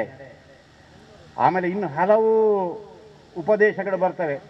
ನಿಜವಾಗಿ ಧರ್ಮಂಚರ ಎಂಬಂತಹ ಒಂದು ಉಪದೇಶ ಇದೆಯಲ್ಲ, ಇದು ಎಲ್ಲ ಉಪದೇಶಗಳ ಸಾರ. ಧರ್ಮದಲ್ಲಿ ನಡೆ ಅಂತ ಹೇಳಿದರೆ ನೀನು ತಂದೆ ತಾಯಿಯರನ್ನು ಗೌರವಿಸು, ನೀನು ನಿತ್ಯ ಕರ್ಮಗಳನ್ನು ಮಾಡು, ಸದಾಕಾಲ ಒಳ್ಳೆ ರೀತಿಯಲ್ಲಿರು, ಇದೆಲ್ಲದೂ ಧರ್ಮದಲ್ಲಿ ಬರ್ತದೆ. ಆದ್ದರಿಂದ ಧರ್ಮಂಚರ ಅಂತ ಹೇಳಿದಾಗ ಎಲ್ಲ ಸಂಸ್ಕೃತಿಗೆ ಸಂಬಂಧಪಟ್ಟ ಏನು ವಿಷಯಗಳಿವೆ ಆ ಎಲ್ಲ ವಿಷಯಗಳನ್ನು ಹೇಳಿದ ಹಾಗಾಯಿತು. ಆಮೇಲೆ ಮಾತೃದೇವೋ ಭವ, ಪಿತೃದೇವೋ ಭವ, ಆಚಾರ್ಯ ದೇವೋ ಭವ, ಇದು ಅದೇ ಮುಂದುವರಿದು ಬರುವಂಥದ್ದು, ಅದರಲ್ಲೇ ಬರುವಂತಹದ್ದು. ಮಾತೃದೇವೋ ಭವ, ತಾಯಿಯೇ ದೇವರು. ಪಿತೃದೇವೋ ಭವ, ತಂದೆಯೇ ದೇವರು. ಆಚಾರ್ಯ ದೇವೋ ಭವ, ಗುರುಗಳೇ ದೇವರು. ಸಾರಾಂಶದಲ್ಲಿ ಅದು ಹೌದು, ಆದರೆ ಅದು ಅದರ ಭಾಷಾಂತರ ಅಲ್ಲ. ಅಲ್ಲಿ ಏನು ಹೇಳ್ತದೆ, ಅಲ್ಲಿ ಶಿಷ್ಯನಿಗೆ ಉಪದೇಶ ಮಾಡೋದು. ಮಾತೃದೇವೋ ಭವ ಅಂತ ಹೇಳಿದರೆ ತಾಯಿಯೇ ದೇವರಾಗಿರುವವನಾಗಿ ಆಗು. ನೀನು ಆಗಬೇಕು. ಹೇಗಾಗಬೇಕು? ತಾಯಿಯೇ ದೇವರು ಎಂಬುದನ್ನು ಸರಿಯಾಗಿ ನಂಬಿ ಅನುಸರಿಸುವವನು ಆಗಬೇಕು ನೀನು ಅಂತ ಹೇಳೋದು ಉಪದೇಶ. ಬರೀ ತಂದೆ ದೇವರು ತಾಯಿ ದೇವರು ಅಷ್ಟೇ ಅಲ್ಲ, ತಂದೆಯೇ ದೇವನಾಗಿರುವವನಾಗಿ ನೀನು ಆಗು, ಭವ ಆಗು ಅಂತ. ಮಾತೃದೇವೋ ಭವ, ಪಿತೃದೇವೋ ಭವ. ಮತ್ತು ಇನ್ನೊಂದು ಗಮನಿಸಬೇಕು, ತಾಯಿಯ ಮೇಲೆ ಈಗ ಅವರು ತಾಯಿಯನ್ನು ಗೌರವಿಸಿದರು ಅಂತ ಹೇಳ್ತಾ ಇದ್ದಾರೆ, ಎಲ್ಲ ಬಂದೇ ಇಲ್ಲಿ ವಿಷಯ. ಇದು ವೇದದಲ್ಲಿ ಹೇಳಿದಂತಹದ್ದು. ಮೊದಲು ಮಾತೃದೇವೋ ಭವ ಅಂತ ಹೇಳಿದೆ, ಆಮೇಲೆ ಪಿತೃದೇವೋ ಭವ ಅಂತ ಹೇಳಿದ್ದು. ಯಾವುದಾದ್ರೂ ಕಾರ್ಯಕ್ರಮಗಳಾಗುವಾಗ ನಮ್ಮಲ್ಲಿ ಈಗಲೂ ಸಂಪ್ರದಾಯ ಉಂಟು. ಕಾರ್ಯಕ್ರಮಗಳಾಗಿ ಆಶೀರ್ವಾದ ಪಡೆಯುವಾಗ ಮೊದಲು ಅಮ್ಮನ ಹತ್ರ ಆಶೀರ್ವಾದ ಪಡಿಬೇಕು, ಆಮೇಲೆ ಅಪ್ಪನ ಹತ್ರ. ಅವರಿಬ್ಬರು ಒಟ್ಟಿಗೆ ನಿಲ್ಲಬೇಕು, ಸರಿ. ಅಮ್ಮನ ಹತ್ರ ಮತ್ತು ಅಪ್ಪನ ಹತ್ರ ಆಶೀರ್ವಾದ ಪಡಿ ಅಂತ ಹೇಳೋದು, ಅಪ್ಪನ ಹತ್ರ ಮತ್ತು ಅಮ್ಮನ ಹತ್ರ ಅಂತ ಹೇಳುವುದಲ್ಲ. ಹಾಗೆ ತುಳುವಿನಲ್ಲಿಯೂ ಮಾತಿರುವುದು ಅಪ್ಪೆ ಅಮ್ಮೆ ಅಂತ ಎಷ್ಟು, ಅಮ್ಮೆ ಅಮ್ಮೆ ಅಪ್ಪೆ ಅಂತ ಅಲ್ಲ ನೋಡಿ. ಅದು ಹೇಳುವಾಗ ನಿಮಗೇನೋ ಒಂದು ಆಗ್ತದೆ, ಅಪ್ಪೆ ಅಮ್ಮೆ. ಯಾಕೆ? ಮಾತೃಪಿತೃ, ಮಾತಾಪಿತರವು ಪಿತರಹ. ಆದ್ದರಿಂದ ತಾಯಿಯ ಬಗೆಗೆ ವಿಶೇಷವಾದಂಥ ಗೌರವ ಇರುವಂತಹದ್ದು ಸಹಜ ಮತ್ತು ಅದು ನಮ್ಮ ಪರಂಪರೆಯಿಂದಲೂ ಬಂದದ್ದು. ತಾಯಿಯ ಋಣ ಮಗ ಏನಾದರೂ ಅದು ವ್ಯತ್ಯಾಸ ಆಗುವುದಿಲ್ಲ. ಶಂಕರಾಚಾರ್ಯರು ನಾನು ಸಂಸಾರವನ್ನು ಬಿಟ್ಟು ಸನ್ಯಾಸಿ ಆಗಬೇಕಾಗ್ತದೆ ಅಂತ ಹೇಳಿದಾಗ ತಾಯಿ ಒಪ್ಪಿಗೆ ಕೊಡುವುದಿಲ್ಲ ಅಂತ. ತಾಯಿ ಒಪ್ಪಿಗೆ ಕೊಡುವವರೆಗೆ ಸನ್ಯಾಸ ಸ್ವೀಕಾರ ಮಾಡುವ ಹಾಗಿಲ್ಲ. ಅದಕ್ಕಾಗಿ ಅವರು ಸ್ನಾನ ಮಾಡುವಂಥ ಸಂದರ್ಭದಲ್ಲಿ ಒಂದು ಮೊಸಳೆ ಹಿಡ್ಕೊಂಡಿತ್ತಂತೆ. ಮೊಸಳೆ ಹಿಡಿದಾಗ ಅವ್ರು ಹೇಳಿದ್ರಂತೆ ಅಮ್ಮನ ಹತ್ರ, ಅಮ್ಮ ನಾನು ಎಲ್ಲವನ್ನೂ ಬಿಟ್ಟು ಸನ್ಯಾಸಿ ಆದರೆ ಮೊಸಳೆ ಬಿಟ್ಟು ಹೋದೀತು ನನ್ನನ್ನು ಅಂತ. ಆಯಿತು ಅಂತ ಒಪ್ಪಿಗೆ ಕೊಟ್ಟರು, ಬಿಟ್ಟೋಯ್ತು ಮೊಸಳೆ. ಇದು ಶಂಕರಾಚಾರ್ಯರ ಕಥೆಯಲ್ಲಿ ಬರುವಂತಹದ್ದು ಜೀವನ. ಆಮೇಲೆ ಅವರು ಸನ್ಯಾಸಿಗಳಾಗಿ ಉತ್ತರ ಭಾರತಕ್ಕೆ, ಇಡೀ ಅಖಿಲ ಭಾರತ ಯಾತ್ರೆಗೆ ಹೋಗುವಂತಹ ಸಂದರ್ಭದಲ್ಲಿ ತಾಯಿಗೆ ಮಾತು ಕೊಟ್ಟು ಹೋಗ್ತಾರೆ, ನೀನು ಕರೆದಾಗ ಬರ್ತೇನೆ. ಸನ್ಯಾಸಿ ಆದವನಿಗೆ ತಂದೆ ಇಲ್ಲ, ತಾಯಿ ಇಲ್ಲ, ಯಾರೂ ಇಲ್ಲ. ನೀನು ಕರೆದಾಗ ಬರ್ತೇನೆ ಎಂಬುದನ್ನು ಹೇಳಿ ಹೋಗಿದ್ದರು. ನಮ್ಮ ಶಂಕರಾಚಾರ್ಯ ಪರಂಪರೆಯಲ್ಲಿ ಸನ್ಯಾಸಿಗಳಾದವರು ಯಾರಿಗೂ ನಮಸ್ಕಾರ ಮಾಡಲಿಕ್ಕಿಲ್ಲ, ತಾಯಿ ಬಂದರೆ ನಮಸ್ಕಾರ ಮಾಡಲೇಬೇಕು ಸನ್ಯಾಸಿಗಳು. ಆದ್ದರಿಂದ ಸಾಮಾನ್ಯವಾಗಿ ಅವರಿಗೆ ಗುರುಗಳಿಗೆ ನಮಸ್ಕಾರ ಮಾಡಿಸುವಂತಹ ಸಂದರ್ಭಗಳನ್ನು ತಾಯಂದಿರು ಮಾಡುವುದಿಲ್ಲ, ಅವರ ಎದುರಿಗೆ ಬರುವುದಿಲ್ಲ. ಆದರೆ ತಾಯಿ ಇದ್ದಾಗ ತಾಯಿಗೆ ನಮಸ್ಕಾರ ಮಾಡಲೇಬೇಕು. ತಂದೆಗೆ ಇಲ್ಲ, ತಂದೆ ಸನ್ಯಾಸಿಗೆ ನಮಸ್ಕಾರ ಮಾಡಬೇಕು, ತಾಯಿ ನಮಸ್ಕಾರ ಮಾಡಲಿಕ್ಕಿಲ್ಲ, ತಾಯಿಗೆ ಸನ್ಯಾಸಿ ಆದವನು ನಮಸ್ಕಾರ ಮಾಡಬೇಕು. ಆದ್ದರಿಂದ ತಾಯಿ ಎಂಬುದಕ್ಕೆ ನಮ್ಮ ಸಂಸ್ಕೃತಿ ಕೊಟ್ಟಂಥ ಸ್ಥಾನ ಬಹಳ ವಿಶೇಷವಾದಂಥದ್ದು. ಆ ಸ್ಥಾನವನ್ನು ನಾವು ಭಾಷೆಗೆ ಕೊಟ್ಟಿದ್ದೇವೆ, ಆ ಸ್ಥಾನವನ್ನು ನಾವು ದೇಶಕ್ಕೆ ಕೊಟ್ಟಿದ್ದೇವೆ. ಇದನ್ನು ಗಮನಿಸಬೇಕು. ಭಾರತ್ ಮಾತಾ ಕಿ ಜೈ ಅಂತ ಹೇಳ್ತೇವೆ ನಾವು, ಅಲ್ಲಿ ಭಾರತ ಮಾತಾ ಅಂತ ಹೇಳಿದಾಗ ಆ ಮಾತೆಗೆ ಎಷ್ಟು ಸ್ಥಾನ ಕೊಟ್ಟಿದೆ ಎಂಬುದನ್ನು ನಾವು ಗಮನಿಸಬೇಕು. ಇದು ಯಾವುದೇ ಜಾತಿಗೆ, ಯಾವುದೇ ಮತಕ್ಕೆ, ಯಾವುದೇ ಧರ್ಮಕ್ಕೆ ಸಂಬಂಧಪಟ್ಟಂತಹ ವಿಷಯ ಅಲ್ಲ. ಇದು ಎಲ್ಲರಿಗೂ ಸಂಬಂಧಪಟ್ಟದ್ದು, ಲೋಕಕ್ಕೆ ಸಂಬಂಧಪಟ್ಟದ್ದು, ಸಂಸ್ಕೃತಿಗೆ ಸಂಬಂಧಪಟ್ಟಂತಹ ವಿಷಯ ಇದು. ಯಾರೇ ಹೇಳಿರ್ಬೋದು, ವೇದದಲ್ಲಿಯೂ ಹೇಳಿರಬಹುದು. ಅದು ಇಸ್ಲಾಮಿಗೋ ಕ್ರೈಸ್ತ ಧರ್ಮಕ್ಕೋ ವಿರೋಧ ಆಗುವುದೇ ಇಲ್ಲ, ಅದು ಆಗ್ಲಿಕ್ಕೆ ಸಾಧ್ಯವೇ ಇಲ್ಲ. ತಾಯಿಯನ್ನು ಗೌರವಿಸಬೇಡ ಅಂತ ಇಸ್ಲಾಂ ಹೇಳ್ತದ, ಕ್ರೈಸ್ತ ಧರ್ಮ ಹೇಳ್ತದ? ಇಲ್ಲ, ಹೇಳಲಿಕ್ಕೆ ಸಾಧ್ಯ ಇಲ್ಲ. ಆದ್ದರಿಂದ ಇದು ವಿಶ್ವಧರ್ಮಕ್ಕೆ ಸಂಬಂಧಪಟ್ಟಂತಹ ವಿಷಯ. ನಮ್ಮ ಮಕ್ಕಳಲ್ಲಿ ಈ ಭಾವನೆಯನ್ನು ನಾವು ಹೇಳಬೇಕು. ಅಧ್ಯಾಪಕರಾದವರು ಹೇಳಿ ಅದನ್ನು ಅವರಿಗೆ ಮನದಟ್ಟು ಮಾಡಬೇಕು. ಇನ್ನು 2 ವಿಷಯಗಳನ್ನು ಹೇಳಿ ನನ್ನ ಮಾತುಗಳನ್ನು ಮುಗಿಸ್ತೇನೆ. ಒಂದು ವಿಷಯ, ಅಧ್ಯಾಪಕರಾದವರು ಎಷ್ಟು ಪರಿಣಾಮಕಾರಿಯಾಗಿರ್ತಾರೆ ಅಂತ ಹೇಳೋದಕ್ಕೆ ಇತ್ತೀಚೆಗೆ, ಅದನ್ನು ಬೇರೆ ಕಡೆಯಲ್ಲಿ ನಾನು ಉದಾಹರಣೆಯಾಗಿ ಹೇಳಿದ್ದೇನೆ, ಇತ್ತೀಚೆಗೆ ಸಂಭವಿಸಿದಂಥ ಒಂದು ವಿಷಯ. ನನ್ನ ಪರಿಚಯವನ್ನು ಹೇಳ್ತಾ, ಬ್ರಹ್ಮಶ್ರೀ ಮಿತ್ತೂರು ಪುರೋಹಿತ ತಿಮ್ಮಯ್ಯ ಭಟ್ಟ ಸಂಪ್ರತಿಷ್ಠಾನದಲ್ಲಿ ಇವರು ಕೆಲಸ ಮಾಡ್ತಾರೆ ಅಂತ ಅದೊಂದು ಸಂಸ್ಥೆ, ಅದು ನಮ್ಮ ಅಜ್ಜನ ಹೆಸರಿನಲ್ಲಿರುವ ಸಂಸ್ಥೆಯಲ್ಲಿ ನಾವು ಕೆಲಸ ಮಾಡ್ತೇವೆ. ಪುಸ್ತಕ ಪ್ರಕಟಣೆ ಇದೆ, ಬೇರೆ ಬೇರೆ ಸಾಂಸ್ಕೃತಿಕ ಕಾರ್ಯಕ್ರಮಗಳಿವೆ, ವೈದಿಕ ವಿಷಯಗಳಿವೆ. ಅಲ್ಲಿ ಆ ನಮ್ಮ ಅಜ್ಜನ ಶಿಷ್ಯ ವರ್ಗಕ್ಕೆ, ಪೌರೋಹಿತ್ಯಕ್ಕೆ ಸಂಬಂಧಪಟ್ಟ ಒಬ್ಬರ ಮನೆಯ ಕಥೆ ಇದೆ. ಈಗ ಹಲವು ವರ್ಷಕ್ಕೆ, ಒಂದು 45 ವರ್ಷಕ್ಕೆ ಹಿಂದೆ ನಡೆದ ಸಂಗತಿ. ಅಲ್ಲಿಯ ಒಬ್ಬ ವಿದ್ಯಾರ್ಥಿ ಶಾಲೆಗೆ ಹೋಗುವಾಗ ಮಾಸ್ಟರ್ ಹೇಳಿದ್ರಂತೆ, ಮಕ್ಕಳೇ, ನಾನು ನಿಮಗೆ ದಿವಸಕ್ಕೆ ಒಂದು ಗಾದೆ ಮಾತು ಹೇಳ್ತೇನೆ, ನೀವು ಅದನ್ನೆಲ್ಲ ನೆನಪಿಟ್ಟುಕೊಳ್ಬೇಕು, ಅದನ್ನು ಬರೆದಿಟ್ಟುಕೊಳ್ಳಿ ಅಂಥೇಳಿ. ಆ ಸಣ್ಣ ಶಾಲೆಗೆ ಹೋಗುವಾಗ ಮಾಸ್ಟರ್ ಹೇಳಿದ ಗಾದೆ ಮಾತುಗಳನ್ನು ಆ ಒಬ್ಬ ವಿದ್ಯಾರ್ಥಿ, ಎಲ್ಲರೂ ಬರೆದ್ರು, ಒಬ್ಬ ವಿದ್ಯಾರ್ಥಿ ಅದನ್ನು ಬರೆದ. 7ನೇ ಕ್ಲಾಸಿಗೆ ಆಗುವಾಗ ಆ ಪುಸ್ತಕ ಎಲ್ಲಿಯೋ ಬಿಸಾಡಿ ಹೋಯ್ತು. ಹೈಸ್ಕೂಲ್ನಲ್ಲಿ ಹೋದಾಗ ಹೈಸ್ಕೂಲ್ ಮಾಸ್ಟರ್ ಹೇಳಿದ್ರಂತೆ, ಮಕ್ಕಳೇ, ನಮ್ಮಲ್ಲಿ ಪತ್ರಿಕೆ ಬರ್ತದೆ, ಪೇಪರ್ ಬರ್ತದೆ, ಪ್ರತಿ ದಿವಸವೂ ಪತ್ರಿಕೆಯಲ್ಲಿ ಒಂದು ಸೂಕ್ತಿ ಇರ್ತದೆ, ಒಂದು ಸುಭಾಷಿತ ಇರ್ತದೆ, ಒಳ್ಳೆ ಮಾತು ಇರ್ತದೆ, ಅದನ್ನು ಪ್ರತಿ ದಿವಸ ನೀವು ಪತ್ರಿಕೆ ಓದಬೇಕು ಮತ್ತು ಅದನ್ನೊಂದು ಪುಸ್ತಕದಲ್ಲಿ ಬರೆದಿಡಿ ಅಂತ ಹೇಳಿದ್ರಂತೆ. ಹಾಗೆ ಪುಸ್ತಕದಲ್ಲಿ ಅವರು ಬರೆದಿಟ್ರು. ಈ ವಿಷಯವನ್ನು ಮೊನ್ನೆ ನಾನು ಧರ್ಮಸ್ಥಳದ ಸಾಹಿತ್ಯ ಸಮ್ಮೇಳನದಲ್ಲಿ ಹೇಳಿದ್ದೇನೆ, ಅಲ್ಲಿ ಹೇಳಿದ ವಿಷಯವೇ ಇದು. ಆಗ ಆ ವಿದ್ಯಾರ್ಥಿ, ನನ್ನ ಗಾದೆ ಮಾತುಗಳ ಪುಸ್ತಕ ಬಿಸಾಡಿ ಹೋಗಿದೆ, ಇದು ಬಿಸಾಡಿ ಹೋಗಬಾರದು ಅಂಥೇಳಿ ಆ ಸೂಕ್ತಿಗಳನ್ನು ಅಥವಾ ಸುಭಾಷಿತ ಒಳ್ಳೆಯ ಮಾತುಗಳನ್ನು ಪತ್ರಿಕೆಯಲ್ಲಿ ಬೇರೆ ಬೇರೆ ದೇಶದ ವಿದ್ವಾಂಸರು ಹೇಳಿದಂತಹದ್ದು, ಚಿಂತಕರು ಹೇಳಿದಂತಹದ್ದು, ಬೇರೆ ಬೇರೆ ಗ್ರಂಥಗಳಲ್ಲಿ ಹೇಳಿದಂತಹದ್ದು ಬರ್ತದೆ, ದಿವಸಕ್ಕೊಂದು ಈಗಲೂ ಬರ್ತದೆ. ಆತ ಬರೆದಿಡ್ಲಿಕ್ಕೆ ಪ್ರಾರಂಭ ಮಾಡಿದ. ಈ ಉಪಾಧ್ಯಾಯರು ಮಕ್ಕಳ ಜೀವನದ ಮೇಲೆ ಎಷ್ಟು ಪರಿಣಾಮವನ್ನು ಮಾಡ್ತಾರೆ ಅಂತ ಹೇಳೋದಕ್ಕೆ ಈ ಉದಾಹರಣೆ. ಆ ವಿದ್ಯಾರ್ಥಿ 37 ವರ್ಷಗಳವರೆಗೆ ಪ್ರತಿದಿನ ಈ ಕೆಲಸವನ್ನು ಮಾಡಿದ. 37 ವರ್ಷಗಳವರೆಗೆ 1984ರಿಂದ ಪ್ರಾರಂಭ ಮಾಡಿ 2023ರವರೆಗೆ ಮಾಡಿ 24 ನೋಟ್ ಪುಸ್ತಕಗಳಾಯ್ತಂತೆ. ಅದು ಅಲ್ಲಿ ಆ ಸಂಪ್ರತಿಷ್ಠಾನದ ಕಾರ್ಯಕರ್ತರಲ್ಲಿ ತಂದು ಇದನ್ನು ಏನಾದರೂ ಮಾಡಲಿಕ್ಕೆ ಸಾಧ್ಯವೋ, ಈ ಸಂಗ್ರಹ ಈಗೀಗ ಆಗಿದೆ, ಇದನ್ನೇನಾದರೂ 4 ಜನಕ್ಕೆ ಗೊತ್ತಾಗುವ ಹಾಗೆ, 4 ಜನಕ್ಕೆ ಉಪಯೋಗ ಆಗುವ ಹಾಗೆ ಮಾಡಿದರೆ ಸಂತೋಷ ಅಂಥೇಳಿ ಕಡೆಗೆ ಸಂಪ್ರತಿಷ್ಠಾನದವರು ನನ್ನಲ್ಲೂ ನಾನು ಅಲ್ಲಿಯ ಕಾರ್ಯಕರ್ತನೆ ಎಲ್ಲ ವಿಚಾರಿಸಿ ಸೂಕ್ತಿಮಾಲಾ ಅಂತ ಅದನ್ನು ಒಂದು ಪುಸ್ತಕವಾಗಿ ಹೊರತಂದೆವು. ಎಲ್ಲ ಬೇರೆ ಬೇರೆ ಗಾದೆ ಮಾತುಗಳಿವೆ, ವಿದ್ವಾಂಸರು ಹೇಳಿದ್ದು, ದೇಶೀಯ ವಿದ್ವಾಂಸರು, ವಿದೇಶೀಯ ವಿದ್ವಾಂಸರು, ಎಲ್ಲ ಮಾತುಗಳಿವೆ, ಬೇಕಾಗ್ತವೆ ಸೂಕ್ತಿಗಳು. ಅಷ್ಟು ಜನ ಅದನ್ನು ಹೇಳಿದ್ದಾರೆ. ಒಬ್ಬ ವಿದ್ಯಾರ್ಥಿಯ ಮೇಲೆ ಅಧ್ಯಾಪಕ ಮಾಡಿದಂತಹ ಪರಿಣಾಮ ಇದರಿಂದ ಗೊತ್ತಾಗ್ತದೆ.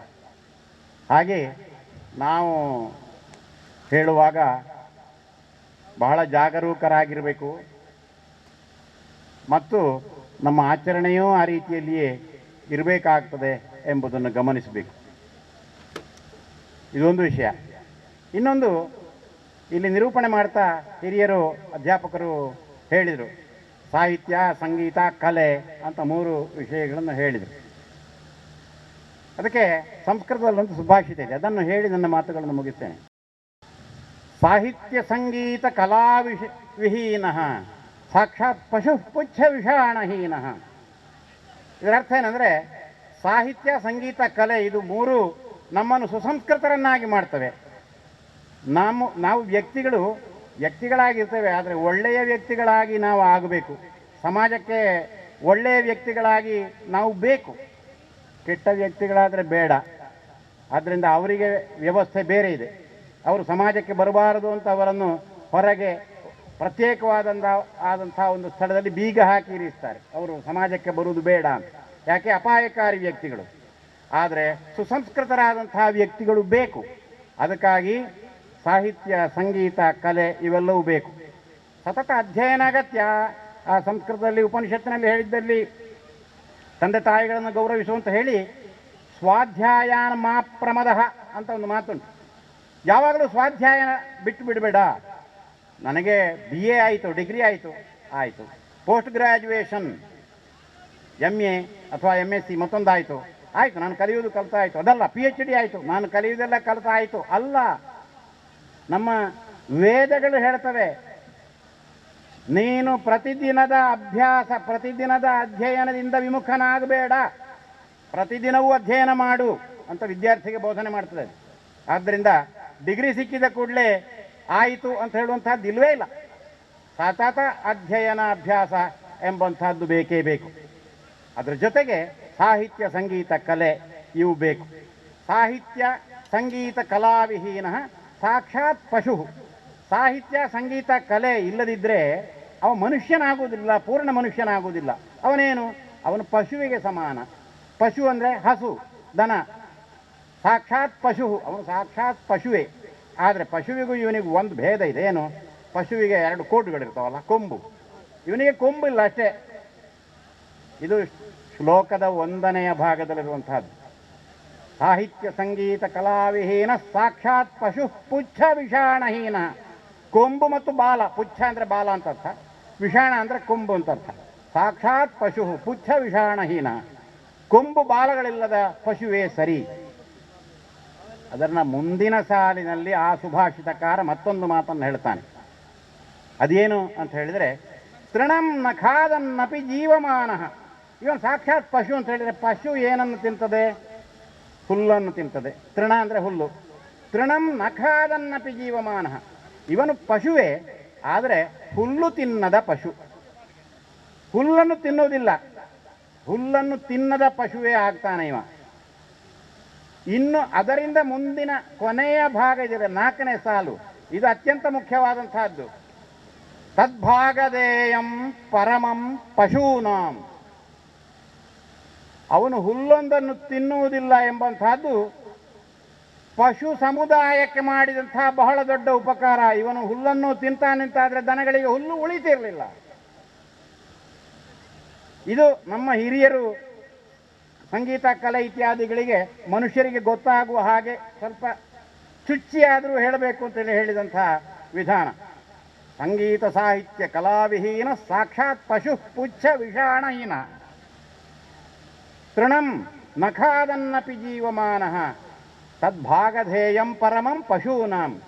ಇದು ದೇವರವನಿಗೆ ಹುಲ್ಲು ತಿನ್ನುವ ಅವಕಾಶ ಕೊಡದೇ ಇದ್ದದ್ದರಿಂದಾಗಿ ಪಶು ಪ್ರಾಣಿಗಳು ಉಳಿದುಕೊಂಡವು. ಇಲ್ಲದಿದ್ದರೆ ಪಶು ಪ್ರಾಣಿಗಳು ಉಳಿತಾ ಇರಲಿಲ್ಲ, ಇವನನ್ನು ತಿಂದು ಮುಗಿಸ್ತಾ ಇದ್ದಾರೆ. ಲೋಕದಲ್ಲಿ ಕಾಡುಗಳನ್ನು ತಿಂತಾರೆ, ಗಣಿಗಳನ್ನು ತಿಂತಾರೆ, ಬಂಡೆಗಳನ್ನು ತಿಂತಾರೆ, ಇನ್ನೊಂದನ್ನು ತಿಂತಾರೆ ಅಂತೆಲ್ಲ ಆಪಾದನೆಗಳು ಬರ್ತಾ ಇರೋದನ್ನು ನಾವು ನೋಡ್ತೇವೆ. ನಾವು ನಿಜವಾಗಿ ಅದನ್ನೆಲ್ಲ ಮಾಡಬಾರದು. ಒಂದು ಮನೆ ಕಟ್ಟಬೇಕಾದ್ರೆ ನಮಗೆ ಕಲ್ಲು ಬೇಕು, ಮರ ಬೇಕು, ತೋಡಬೇಕು, ಕೊಚ್ಚಬೇಕು, ಕಲಸಬೇಕು, ಎಲ್ಲದೂ ಮಾಡಬೇಕು. ಮಾಡದೆ ಮಾಡಲಿಕ್ಕೆ ಸಾಧ್ಯವೇ ಇಲ್ಲ. ಆದ್ದರಿಂದ ಮನೆ ಒಕ್ಕಲಾಗುವಾಗ ಮೊದಲು ಮಾಡುವಂತಹ ಕೆಲಸ ಅಲ್ಲಿ ಪ್ರಾಯಶ್ಚಿತ್ತ. ಏನು ಪ್ರಾಯಶ್ಚಿತ್ತ ಅಂತ ಹೇಳಿದರೆ, ದಾರುಚ್ಛೇದನ, ಪಾಷಾಣ ಭೇದನ ಇತ್ಯಾದಿಗಳಿಗೆ. ಖನನ ಅಂದರೆ ತೋಡುವುದು. ತೋಡಿದ್ದಕ್ಕೆ, ಮರ ಕಡ್ದದ್ದಕ್ಕೆ, ಬಂಡೆ ಹೊಡೆದದ್ದಕ್ಕೆ ಎಲ್ಲ ಪ್ರಾಯಶ್ಚಿತ್ತ ಮಾಡಿ, ಎಲ್ಲ ಅದರಲ್ಲಿರುವಂತಹ ದೇವತೆಗಳಿಗೆ ನಮಸ್ಕಾರ ಮಾಡಿ, ನಾನು ವಾಸಕ್ಕೆ ಒಂದು ಮನೆ ಕಟ್ಟಲಿಕ್ಕೆ, ವಾಸ ಯಾಕೆ, ಮನೆ ಯಾಕೆ, ಧರ್ಮಾಚರಣೆಗೆ ಮನೆ ಇರುವಂತಹದ್ದು. ಧರ್ಮದ ಆಚರಣೆಗೆ ಒಂದು ಮನೆ ಮಾಡಲಿಕ್ಕೆ ಬೇಕಾಗಿ ಈ ಕೆಲಸಗಳನ್ನೆಲ್ಲ ಮಾಡಿದ್ದೇನೆ. ಆದ್ದರಿಂದ ಮೊದಲು ಕ್ಷಮಿಸಬೇಕು ಎಂಬುದಾಗಿ ಕ್ಷಮೆ ಕೇಳಿ ಮತ್ತೆ ಮನೆ ಒಕ್ಕಲಾಗುವುದು, ಆಮೇಲೆ ಮನೆ ಒಕ್ಕಲಾಗುವುದು. ನೀವು ಪುರೋಹಿತರಲ್ಲಿ ಕೇಳಿ, ಅದರ ವಿವರಗಳು ಗೊತ್ತಿರುವವರಲ್ಲಿ ಕೇಳಿ, ಅದನ್ನು ಹೇಳ್ತಾರೆ. ಆದ್ದರಿಂದ ಮೊದಲು ಪ್ರಾಯಶ್ಚಿತ್ತ, ಮಾಡಿದ ಕೆಟ್ಟ ಕೆಲಸಕ್ಕೆ ಪ್ರಾಯಶ್ಚಿತ್ತ. ಯಾವುದು ಕೆಟ್ಟ ಕೆಲಸ? ಮರ ಕಡ್ದದ್ದು, ಬಂಡೆ ಹೊಡೆದದ್ದು, ಮಣ್ಣು ತೋಡಿದ್ದು, ಹಾಗೆ ಇದೆಲ್ಲ ನಮ್ಮ ಹಿಂದಿನವರು ಮಾಡಿಟ್ಟಂತಹ ವಿಷಯಗಳು. ನಮಗೆ ಅದು ಎಲ್ಲ ಅನುಸರಿಸಲಿಕ್ಕೆ ಸಾಧ್ಯ ಆಗುತ್ತದೋ ಇಲ್ವೋ, ಈ ವಿಷಯಗಳನ್ನಾದರೂ ನಾವು ಮನಸ್ಸಿನಲ್ಲಿ ತರಬೇಕು. ಆವಾಗ ನಾವು ಕೆಟ್ಟ ಕೆಲಸ ಮಾಡುವುದು ಕಡಿಮೆ ಆಗ್ತದೆ, ಅಷ್ಟು ಲೋಕಕ್ಕೆ ಉಪಕಾರ ಆಗ್ತದೆ. ಆದ್ದರಿಂದ ಇಂಥ ಸಾಹಿತ್ಯ, ಸಂಗೀತ, ಕಲೆ ಇತ್ಯಾದಿಗಳಲ್ಲಿ ವಿದ್ಯಾರ್ಥಿಗಳಿಗೆ ಹೆಚ್ಚು ಪ್ರೇರಣೆ ಸಿಗಬೇಕು. ವಿದ್ಯಾರ್ಥಿಗಳ ಪೋಷಕರಿಗೆ ಒಂದು ಹೊಸ ವಿಷಯ ಸಿಕ್ಕಬೇಕು. ಹೌದು, ಇಂಥದ್ದು ಆ ಮನೆಯನ್ನು ಸುಸಂಸ್ಕೃತವಾಗಿರಿಸುವಂಥ ಒಂದು ಅವಕಾಶ ಸಿಕ್ಕಬೇಕು. ಇಂಥದ್ದೆಲ್ಲ ಆಗಬೇಕಾದ್ರೆ ನಮ್ಮ ಶಾಲೆಗಳು ಈ ರೀತಿಯಲ್ಲಿ ಅರಳುತ್ತಾ ಹೋಗಬೇಕು. ಅದನ್ನು ಅರಳಿಸುವಂತಹ ಕೆಲಸವನ್ನು ಸಮಾಜ ಮಾಡಬೇಕು. ಯಾವ ರೀತಿ ಅರಳಿಸಬೇಕೋ ಅದು ಸಮಾಜದ ಚಿತ್ತಕ್ಕೆ ಬಿಟ್ಟದ್ದು. ಸಮಾಜ ಅಂತ ಹೇಳಿದರೆ ಒಬ್ಬರಲ್ಲ, ಅನೇಕ ಮಂದಿ ಇದ್ದಾರೆ. ಒಬ್ಬರಲ್ಲದಿದ್ದರೆ ಇನ್ನೊಬ್ಬರು. ಸಮಾಜದ ಕರ್ತವ್ಯ ಇಂಥ ಒಳ್ಳೆಯ ಸಂಸ್ಥೆಗಳನ್ನು ನಡೆಸುವಂತಹದ್ದು. ವ್ಯಕ್ತಿ ಎದುರು ಕಾಣಬಹುದು, ಇಂಥ ವ್ಯಕ್ತಿಗಳು ಮಾಡಿದರು ಅಂತ ಕಾಣಬಹುದು. ಆದರೆ ವ್ಯಕ್ತಿ ಯಾವಾಗಲೂ ಒಬ್ಬರೇ ಆಗಿರುವುದಿಲ್ಲ, ಅವ್ರ ಜೊತೆಗೆ ಸಮಾಜ ಇರ್ತದೆ. ಸಮಾಜ ಇದ್ದರೆ ಮಾತ್ರ ಆ ವ್ಯಕ್ತಿಗೆ ಸಾಮರ್ಥ್ಯ ಬರ್ತದೆ, ಇಲ್ಲದಿದ್ದರೆ ಸಾಮರ್ಥ್ಯ ಬರುವುದಿಲ್ಲ. ಕೇವಲ ಹಣ ಇದ್ದವರು ಒಳ್ಳೆಯ ಕೆಲಸಗಳನ್ನು ಮಾಡ್ತಾರೆ ಅಂತ ಪೂರ್ಣವಾಗಿ ನಮಗೆ ನಿರೀಕ್ಷಿಸಲಿಕ್ಕೆ ಸಾಧ್ಯ ಇಲ್ಲ. ಮನೋಬಲ ಇದ್ದವರು, ದೈವ ಬಲ ಇದ್ದವರು, ಹಿರಿಯರ ಆಶೀರ್ವಾದ ಇದ್ದವರು ಒಳ್ಳೆಯ ಕೆಲಸಗಳನ್ನು ಮಾಡ್ತಾ ಹೋಗ್ತಾರೆ. ಅಂಥ ಒಳ್ಳೆ ಕೆಲಸಗಳಿಂದ ನಮ್ಮ ನಾಡಿಗೆ ಒಳಿತಾಗಲಿ ಎಂಬುದಾಗಿ ಪ್ರಾರ್ಥಿಸಿ, ಎಲ್ಲ ಈ ಥರದ ಸನ್ಮನಸ್ಸುಗಳಿಗೆ ಗೌರವವನ್ನು ಸಲ್ಲಿಸಿ, ಈ ಒಂದು ಅಧ್ಯಕ್ಷತೆಯ ಪೀಠವನ್ನು ನನಗೆ ಒದಗಿಸಿ ಪುನಃ ಪುನಃ ಗೌರವಿಸಿ, ನನ್ನ ಧರ್ಮಪತ್ನಿಯನ್ನು ಸಮೀಪದಲ್ಲಿ ಕುಳ್ಳಿರಿಸಿ ಶಾಲು ಹಾಕಿ ಎಲ್ಲ ಸಂಭ್ರಮ ಪಟ್ಟದ್ದುಂಟಲ್ಲ, ಈ ಕೆಲಸಕ್ಕೆ ನಾನು ಏನೂ ಹೇಳಲಾರೆ. ಆಗಲಿ, ಇದನ್ನು ಸಂತೋಷದಿಂದ ಸ್ವೀಕರಿಸೋಣ. ಇದು ಒಳ್ಳೆಯದು, ನಡೀತದೆ, ನಡೀಲಿ, ಒಳ್ಳೆ ಕೆಲಸಗಳು ನಡೀಲಿ ಎಂಬುದಾಗಿ ಹೇಳಿ, ಪ್ರಶಸ್ತಿ ಪುರಸ್ಕೃತೆಯಾದಂಥ ಶುಭಾ ಅವರು ನಮಗೆ ತುಂಬ ಪರಿಚಿತರು. ನಾವು ಬೆಂಗಳೂರಿನಲ್ಲಿ ಒಟ್ಟಿಗೆ ಒಂದು ಯೋಜನೆಯಲ್ಲಿ, ಯಕ್ಷಗಾನ ಅಕಾಡೆಮಿ ಒಂದು ಯೋಜನೆಯಲ್ಲಿ ಕೆಲಸ ಮಾಡ್ತಾ ಇದ್ದೆವು. ಈ ವರ್ಷ ಆ ಯೋಜನೆ ಏನಾಗಿದೋ ಗೊತ್ತಿಲ್ಲ. ಯಕ್ಷಗಾನ ಅಕಾಡೆಮಿ ಅಧ್ಯಕ್ಷರು ಬದಲಾಗಿದ್ದಾರೆ.